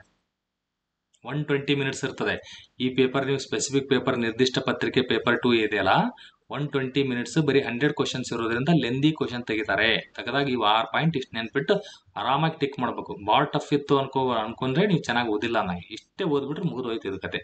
ಓಕೆ, ಇದು ಕ್ಲಿಯರ್ ಆಯ್ತಾ? ಯಾರಿಗಿದು? National commission for SC. Same ಇದೇ ತರ ನ್ಯಾಷನಲ್ ಕಮಿಷನ್ ಫಾರ್ ಎಸ್ಟಿಗೂ ಇರ್ತದೆ, ನ್ಯಾಷನಲ್ ಕಮಿಷನ್ ಫಾರ್ ಬ್ಯಾಕ್ವರ್ಡ್ ಕ್ಲಾಸಿಗೂ ಇರ್ತದೆ. ಸೇಮ್ ಇದೆ, ಸ್ವಲ್ಪ ಚೇಂಜ್ ಆಗುತ್ತೆ, ಅಲ್ಲಿ ನೋಡೋಣ. ಆ ಹೆಸರುಗಳು ಇಷ್ಟೇ. ಫಸ್ಟ್ ಯಾವಾಗಾಗಿತ್ತು ಇದು composition? National commission for SC ಯಾವಾಗಾಗಿತ್ತು? ಸುರಜ್ ಭಾನ್ ಚೇರ್ಮನ್ 2004ರಲ್ಲಿ. ಈಗಿನ ಚೇರ್ಮನ್ ಅಲ್ಲರು. 2004ರಾಗ ಯಾಕೆ ಸ್ನೇಹಿತರೆ? ಯಾಕಂದ್ರೆ ಫಸ್ಟ್ ಆಗಿದ್ದೆ ಯಾವಾಗಲ್ಲವ ಇದು? ಯಾವಾಗಾಯ್ತು ಇದು? ನಾವಿಲ್ಲಿ ಸ್ಟಾರ್ಟಿಂಗ್ ಏನ್ ಹೇಳಿದ್ವಿ? ಫಸ್ಟಿಗೆ ಪರಿಶಿಷ್ಟ ಜಾತಿ, ಪರಿಶಿಷ್ಟ ಪಂಗಡಗಳಿಗೆ ಸಂಬಂಧಿಸಿದ ವಿಶೇಷಾಧಿಕಾರ ಇದ್ರು ಸಂವಿಧಾನ ಜಾರಿಗೆ ಬಂದಾಗ. ಅದಾದ ನಂತರ 65ನೇ ಸಂವಿಧಾನ ತಿದ್ದುಪಡಿ 90ರಲ್ಲಿ national commission for SC and ST 2 combined ಆಗಿತ್ತು. ಅವಾಗ 338ರಲ್ಲಿ ಆ ಥರ ಇತ್ತಲ್ಲ. ಈಗ 89ನೇ ಸಂವಿಧಾನ ತಿದ್ದುಪಡಿ 2003ರಲ್ಲಿ ಸೆಪರೇಟ್ ಮಾಡ್ತಾರೆ. ಅಂದರೆ ಅದು ಜಾರಿಗೆ ಬಂದಿದ್ದು 2004. ಅಂದ್ರೆ ಅವಾಗ first time national commission for SC, national commission for ST ಎರಡೂ ಜನ್ಮ ತಾಳಿದ್ದು 2004ರಲ್ಲಿ. ಅದಕ್ಕೋಸ್ಕರ 2004ರಲ್ಲಿ ಯಾರು ಬರ್ತಾರೆ, ಚೇರ್ಮನ್ ಯಾರಿದ್ರು? First chairman Suraj Bhan. ಇದ್ರ ಪಕ್ಕಾಗ ನಮ್ಮ ಕರ್ನಾಟಕದಲ್ಲಿ ಯಾರಾದ್ರೂ ಇದಾರ? ಸೂರಜ್ ರೇವಣ್ಣ, ಭವಾನಿ ರೇವಣ್ಣ ಆ ಥರ ನೆನ್ಪಿಟ್ಕೊಳ್ಳಿ. ಏನೋ ಅಟ್ಲೀಸ್ಟ್ ಇಲ್ಲರೂ ಯೂಸ್ ಮಾಡ್ಕೊಳ್ಳಿ ಅವ್ರನ್ನ. ಅವ್ರು ಬೇರೆ ಬೇರೆ ಏನೇನೋ ಯೂಸ್ ಮಾಡ್ಕೊಂಡು ದರಿದ್ರವಾಗಿ ಆ ಥರ ತಯಾರಾಗಿಬಿಟ್ಟಿದ್ದಾರೆ. ಬಟ್ ಇಲ್ಲಿ ಸೂರಜ್ ಮತ್ತು ಭವಾನಿ ರೇವಣ್ಣ ಅಲ್ಲ, ಇದು ಆಕ್ಚುಲಿ ಸೂರಜ್ ಭಾನ್ ಆ ಥರ ನೆನ್ಪಿಡಿ. ಚೇರ್ಮನ್ 2004 ನೆನ್ಪಿಡೋದಕ್ಕಷ್ಟೇ. ಇವ್ರ ಸಾಧನೆ ಏನು ಹೇಳ್ಬೋದಾ? ಹೇಳಿ ನೋಡೋಣ, ಏನೇನು ಸಾಧನೆ ಇದೆ ಇವ್ರದ್ದು. First composition Suraj Bhan chairman 2004ರಲ್ಲಿ ಫಸ್ಟ್ ಟೈಮ್ ಆಗಿದ್ದು. ಈಗ ಯಾರಿದ್ದಾರೆ ಅಂತಂದ್ರೆ ಕಿಶೋರ್ ಮಾಖ್ವಾನ್ ಚೇರ್ಮನ್ 7th ಅವರು. ಅದು ಮಧ್ಯದಲ್ಲಿ 6 ಜನ ಇದ್ದಾರೆ. ಅವ್ರು ಯಾರಂತ ಫುಲ್ ತಲೆ ಕೆಡಿಸ್ಕೊಬಿಡಿ, ಬೇಡ. ಫಸ್ಟ್ ಯಾರು, ಈಗ ಯಾರು, ಇಷ್ಟೇ ಸಾಕು ನಮಗೆ. ಡೀಟೇಲ್ ಆಗಿ ಉಷ್ಟ್ರದ್ದು ಎಲ್ಲ ಅದು ನೆನ್ಪಿಟ್ಕೊಳ್ಳೋದು ಬೇಡ. 7th ಕಿಶೋರ್ ಮಾಖ್ವಾನ್ ಚೇರ್ಮನ್ ಇದ್ದಾರೆ. ಓಕೆ, ಸೊ ಇಲ್ಲಿ ಇವರು ಚೇರ್ಮನ್ 2004ರಲ್ಲಿ. ಈಗ ಸದ್ಯಕ್ಕೆ ಇವರು ಚೇರ್ಮನ್ ಇದ್ದಾರೆ. ಸೊ ಎಷ್ಟು ಜನ ಸದಸ್ಯರು ಇರ್ಬೇಕು ಸ್ನೇಹಿತರೆ ಇದಕ್ಕೆ? 1 + 1 + 3 = 5. ಇಷ್ಟೇ. ಒಬ್ರು ಮಹಿಳೆ ಇರಬೇಕಾ? Yes, correct. ಒಬ್ರು ಉಪಾಧ್ಯಕ್ಷ ಮಹಿಳೆ ಇರಬೇಕಾ? ಆ ಥರ ಹಂಗೇನ್ರ ಇದೆಯಾ? ಹಂಗೇನಿಲ್ಲ. ಈ 3 ಜನ ಸದಸ್ಯರಲ್ಲಿ ಮಹಿಳೆ ಇರಬೇಕು. ಮಹಿಳೆ ಇರಬಾರ್ದು ಅನ್ನೋದೇನಿಲ್ಲ, ಯಾರು ಇರಲಿ, ಬಟ್ ಮಹಿಳೆ ಇರಬೇಕು ಅನ್ನೋ ಕಂಡೀಷನ್ ಇಲ್ಲ. ಆ ಪಾಯಿಂಟ್ ನೆನ್ಪಿಟ್ಕೊಳ್ಳಿ. ಓಕೆ, 5 ಜನ ಇದ್ದಾರೆ. ಈ ಚೇರ್ಮನ್ ಈಗ ಕಿಶೋರ್ ಮಾಖ್ವಾನ್. ಈ 5 ಜನದ ಮೆಂಬರ್ಗಳು ಅವ್ರ ಹೆಸರೆಲ್ಲ ಬೇಡ ನಮಗೆ. ಚೇರ್ಮನ್ ಇಂಪಾರ್ಟೆಂಟ್, ಚೇರ್ಮನ್ ನೆನ್ಪಿಟ್ಕೊಳ್ಳಿ. ಎಲ್ಲರದ್ದು ನೆನ್ಪಿಟ್ಕೊಂತ ಹೋದ್ರೆ ಬೆಳಕಾಗುತ್ತೆ, ಸುಮ್ಮನೆ ಜಾಸ್ತಿ ಆಗ್ತದೆ. ಇನ್ನು ಬೇಕಾದ್ರೆ ನಮ್ಮ ಕರ್ನಾಟಕ ಬ್ಯಾಕ್ವರ್ಡ್ ಕ್ಲಾಸಿಂದ ಈಗ ಸದ್ಯಕ್ಕಿದೆಯಲ್ಲ, ಬೇಕಾದ್ರೆ ಅದರದ್ದು ನೀವು ಮೆಂಬರ್ಗಳು ನೆನ್ಪಿಡ್ಬೇಕು. ಯಾಕಂದ್ರೆ ಈಗ ಚೇರ್ಮನ್ ಇಲ್ಲಲ್ಲ, ಅದಕ್ಕೆ ಚೇರ್ಮನ್ ಇಲ್ಲ. ಒಬ್ಬರಿಗೆ ಚೇರ್ಮನ್ ಇದ್ದಲ್ಲ, ರಾಜೀನಾಮೆ ಕೊಟ್ಟು ಈ ಇದಕ್ಕೆ ಲೋಕಸಭಾ ಎಲೆಕ್ಷನ್ಗೆ ನಿಂತ್ಕೊಂಡಿದ್ರು ಅವ್ರು. ಯಾರು, ಅವ್ರ ಹೆಸರೇನು ಮತ್ತು ಅವ್ರು ಎಷ್ಟನೇ ಚೇರ್ಮನ್ ಇದ್ರು, ಯಾವ ಲೋಕಸಭಾ ಕ್ಷೇತ್ರಕ್ಕೆ ನಿಂತುಕೊಂಡು ಸೋತರು ಅವ್ರು? ಆಕ್ಚುಲಿ ಯಾರು ಅವ್ರು ಹೇಳಿ? ಈಗ ಯಾರು ಇಲ್ಲ, ಚೇರ್ಮನ್ ಮಾಡ್ತಾರೆ ಈಗ very soon. National commission for ST, national commission for ಅದು SC ಆಯ್ತಾ. ಈಗ national commission for ST scheduled tribe. ಇದು ಏನಾಯ್ತು? ಮತ್ತೆ ಅದೇ ಸೇಮ್ ಅದೇ ಕತೆ. 89ನೇ ಸಂವಿಧಾನ ತಿದ್ದುಪಡಿ ಮೂಲಕ 2003ರಲ್ಲಿ ಕಾಯ್ದೆ ಬಂತು, 2004ರಲ್ಲಿ ಜಾರಿಗೆ ಬಂತು. 338 ಕ್ಯಾಪಿಟಲ್ A ಆಗುತ್ತೆ. 2004ರಲ್ಲಿ ಅಸ್ತಿತ್ವಕ್ಕೆ ಬರುತ್ತೆ. 3ರಲ್ಲಿ ಕಾಯ್ದೆ ಆಯ್ತಂದ್ರೆ ನಾವು 1 ವರ್ಷ ಲೇಟ್ ಆಗ್ತದೆ. ಇದು ಯಾವ ಮಿನಿಸ್ಟ್ರಿ ಸ್ನೇಹಿತರೆ? ಬುಡಕಟ್ಟು ವ್ಯವಹಾರಗಳ ಸಚಿವಾಲಯ, ಮಿನಿಸ್ಟ್ರಿ ಆಫ್ ಟ್ರೈಬಲ್ ಅಫೇರ್ಸ್ ಅಲ್ಲಿ ಬರ್ತದೆ. ಇದಕ್ಕೆ ಮೆಂಬರ್ಸ್ ಅದೆಲ್ಲ ಎಷ್ಟು ಸೇಮ್ ಇದೇ ತರ. SCಗೆ ಏನು ಹೇಳಿದ್ವಲ್ಲ ಅದೇ ಕತೆನೆ ಇವ್ರಿಗೆ ಹೇಳೋದು. 5 ಜನ ಸದಸ್ಯ ಮಂಡಳಿ, 1 + 1 + 3 ಇರ್ತಾರೆ. ಅಧ್ಯಕ್ಷ ಉಪಾಧ್ಯಕ್ಷ 3 ಜನ ಸೇರಿದ್ರು. 1 ಮಹಿಳೆ ಸೇಮ್. ರಾಷ್ಟ್ರಪತಿನೇ ನೇಮಕ ಮಾಡ್ತಾರೆ. Warrant under his hand and seal. ಅಧಿಕಾರಾವಧಿ ಸೇವಾ ಷರತ್ತು ಸೇಮ್ 3 ವರ್ಷ. ರಾಷ್ಟ್ರಪತಿ ಇಚ್ಛೆ ಮೇರೆಗೆ ಕಾನೂನು ಮತ್ತು ಸಾಮಾಜಿಕ ನ್ಯಾಯ ಸಚಿವಾಲಯ ಇತ್ತಲ್ಲ, ಅದರ ಬದಲಾಗಿ ಏನ್ ಹೇಳ್ಬೇಕು ನೀವು? ಬುಡಕಟ್ಟು ವ್ಯವಹಾರಗಳ ಸಚಿವಾಲಯದಲ್ಲಿ ಬರ್ತದೆ ಅಂತ ಹೇಳ್ಬೇಕು ಇದನ್ನ. National commission for scheduled tribes, ಇದು constitutional body, ministry of tribal affairs. Okay, so ಇದಕ್ಕೆ ಸಂಬಂಧಪಟ್ಟಂಗೆ ನೆನ್ಪಿಟ್ಕೊಳ್ಳಿ. ಇಷ್ಟೇ ಚೇಂಜ್. ಇದು ಫಂಕ್ಷನ್ಸ್ ಏನಪ್ಪಾ? ಫಂಕ್ಷನ್ಸ್ ಸೇಮ್ ಅವೇ. ಈಗ ST ಬಗ್ಗೆ ವಿವಿಧ ಸುರಕ್ಷತಾ ಕ್ರಮಗಳ ಬಗ್ಗೆ ತನಿಖೆ, ಅವರ ಹಕ್ಕುಗಳ ನಿರಾಕರಣೆ ವಿಚಾರಣೆ, ಅವರು ಸಾಮಾಜಿಕ ಆರ್ಥಿಕ ಸಲಹೆ ಕೊಡೋದು. ಸುರಕ್ಷತಾ ST, ಇಲ್ಲಿ ಎಲ್ಲ SC ಬದಲಿ ST ಹಾಕೊಂಡ್ಬಿಡೋದು. ಸೊ ಅದಕ್ಕೆ ಇದನ್ನ ಒಂದ್ಸಲ ನೀಟಾಗಿ ನೋಡ್ಕೊಂಡ್ರೆ ಅಂದ್ರೆ ಎಲ್ಲ ಬ್ಯಾಕ್ವರ್ಡ್ ಕ್ಲಾಸಿಗೂ ಇದೆ, ಎಲ್ಲರಿಗೂ ಇದೆ. ರಾಷ್ಟ್ರಪತಿ ಏನು ಹೇಳ್ತಾರೋ ಅದನ್ನ ಮಾಡೋದು, ಪರಿಣಾಮಕಾರಿ ಅನುಷ್ಠಾನ ಮಾಡೋಕೆ ಶಿಫಾರಸ್ ಮಾಡೋದು, ಕಲ್ಯಾಣ ನೀತಿ ವೆಲ್ಫೇರ್ ಸ್ಕೀಮ್ಸ್ಗೆ ಅದಕ್ಕೆ ಸಮಾಲೋಚನೆ ಮಾಡೋದು. ಅರ್ಥ ಆಗ್ತಿದೆಯಾ? National commission for SC ST backward class ಅಷ್ಟು ಸೇಮ್ ಇಷ್ಟೇ. ಇಲ್ಲಿ ಚೇಂಜ್ ಮಾಡ್ಕೊಂತ ಹೋಗ್ಬಿಡೋದು. ಸೇಮ್ ಮೇನ್ಸ್ ಅಲ್ಲೂ ಹಿಂಗೆ ಬರೆಯೋದಿರ್ತದೆ ನೀವು. Okay, right. ಈಗ ಇಲ್ಲಿ ಏನೇನು ನೋಡ್ಕೊಂಡ್ವಿ? ಈ ಒಂದು ಮಿನಿಸ್ಟ್ರಿ ಒಂದು ಸೆಪರೇಟ್ ಆಗಿರ್ತದೆ. ಈ ಪೆಸಾ ಆಕ್ಟ್ ಫುಲ್ ಫಾರ್ಮ್ ಹೇಳಿ. ಇದು ಸಾಕಷ್ಟು UPSC ಭಾಳ ಫೇವ್ರೇಟ್. ಇದು ಪದೇ ಪದೇ ಕೇಳಿದ್ದಾರೆ, ಮೇನ್ಸ್ ಅಲ್ಲಿ ಕೇಳಿದ್ದಾರೆ, ಫಿಲಿಮ್ಸ್ ಅಲ್ಲಿ ಕೇಳಿದ್ದಾರೆ. ಇದು 5th ಶೆಡ್ಯೂಲ್ ಸ್ಟೇಟ್ಸ್ ಯಾವ 10 ಸ್ಟೇಟ್ಗಳು ಬರ್ತಾವೆ. Panchayat raj extension act, panchayat raj extension act, panchayat ರಾಜ್ಗೆ ಸಂಬಂಧಪಟ್ಟಂಗೆ ಇಲ್ಲಿ ವಿಸ್ತರಣಾ ಕಾಯ್ದೆ ಅಂತ ಅನ್ನೋದನ್ನ ಮಾಡ್ತಾರೆ. ಇದನ್ನ ನೆನ್ಪಿಡೋದಕ್ಕೆ ತುಂಬಾ ಜನ ಆಲ್ಮೋಸ್ಟ್ ಸಾಕು ಬೇರೆ ಬೇರೆ ಕೋಡ್ಗಳಿದಾವೆ, ಸಾಕಷ್ಟು ಕೋಡ್ಗಳಿದಾವು.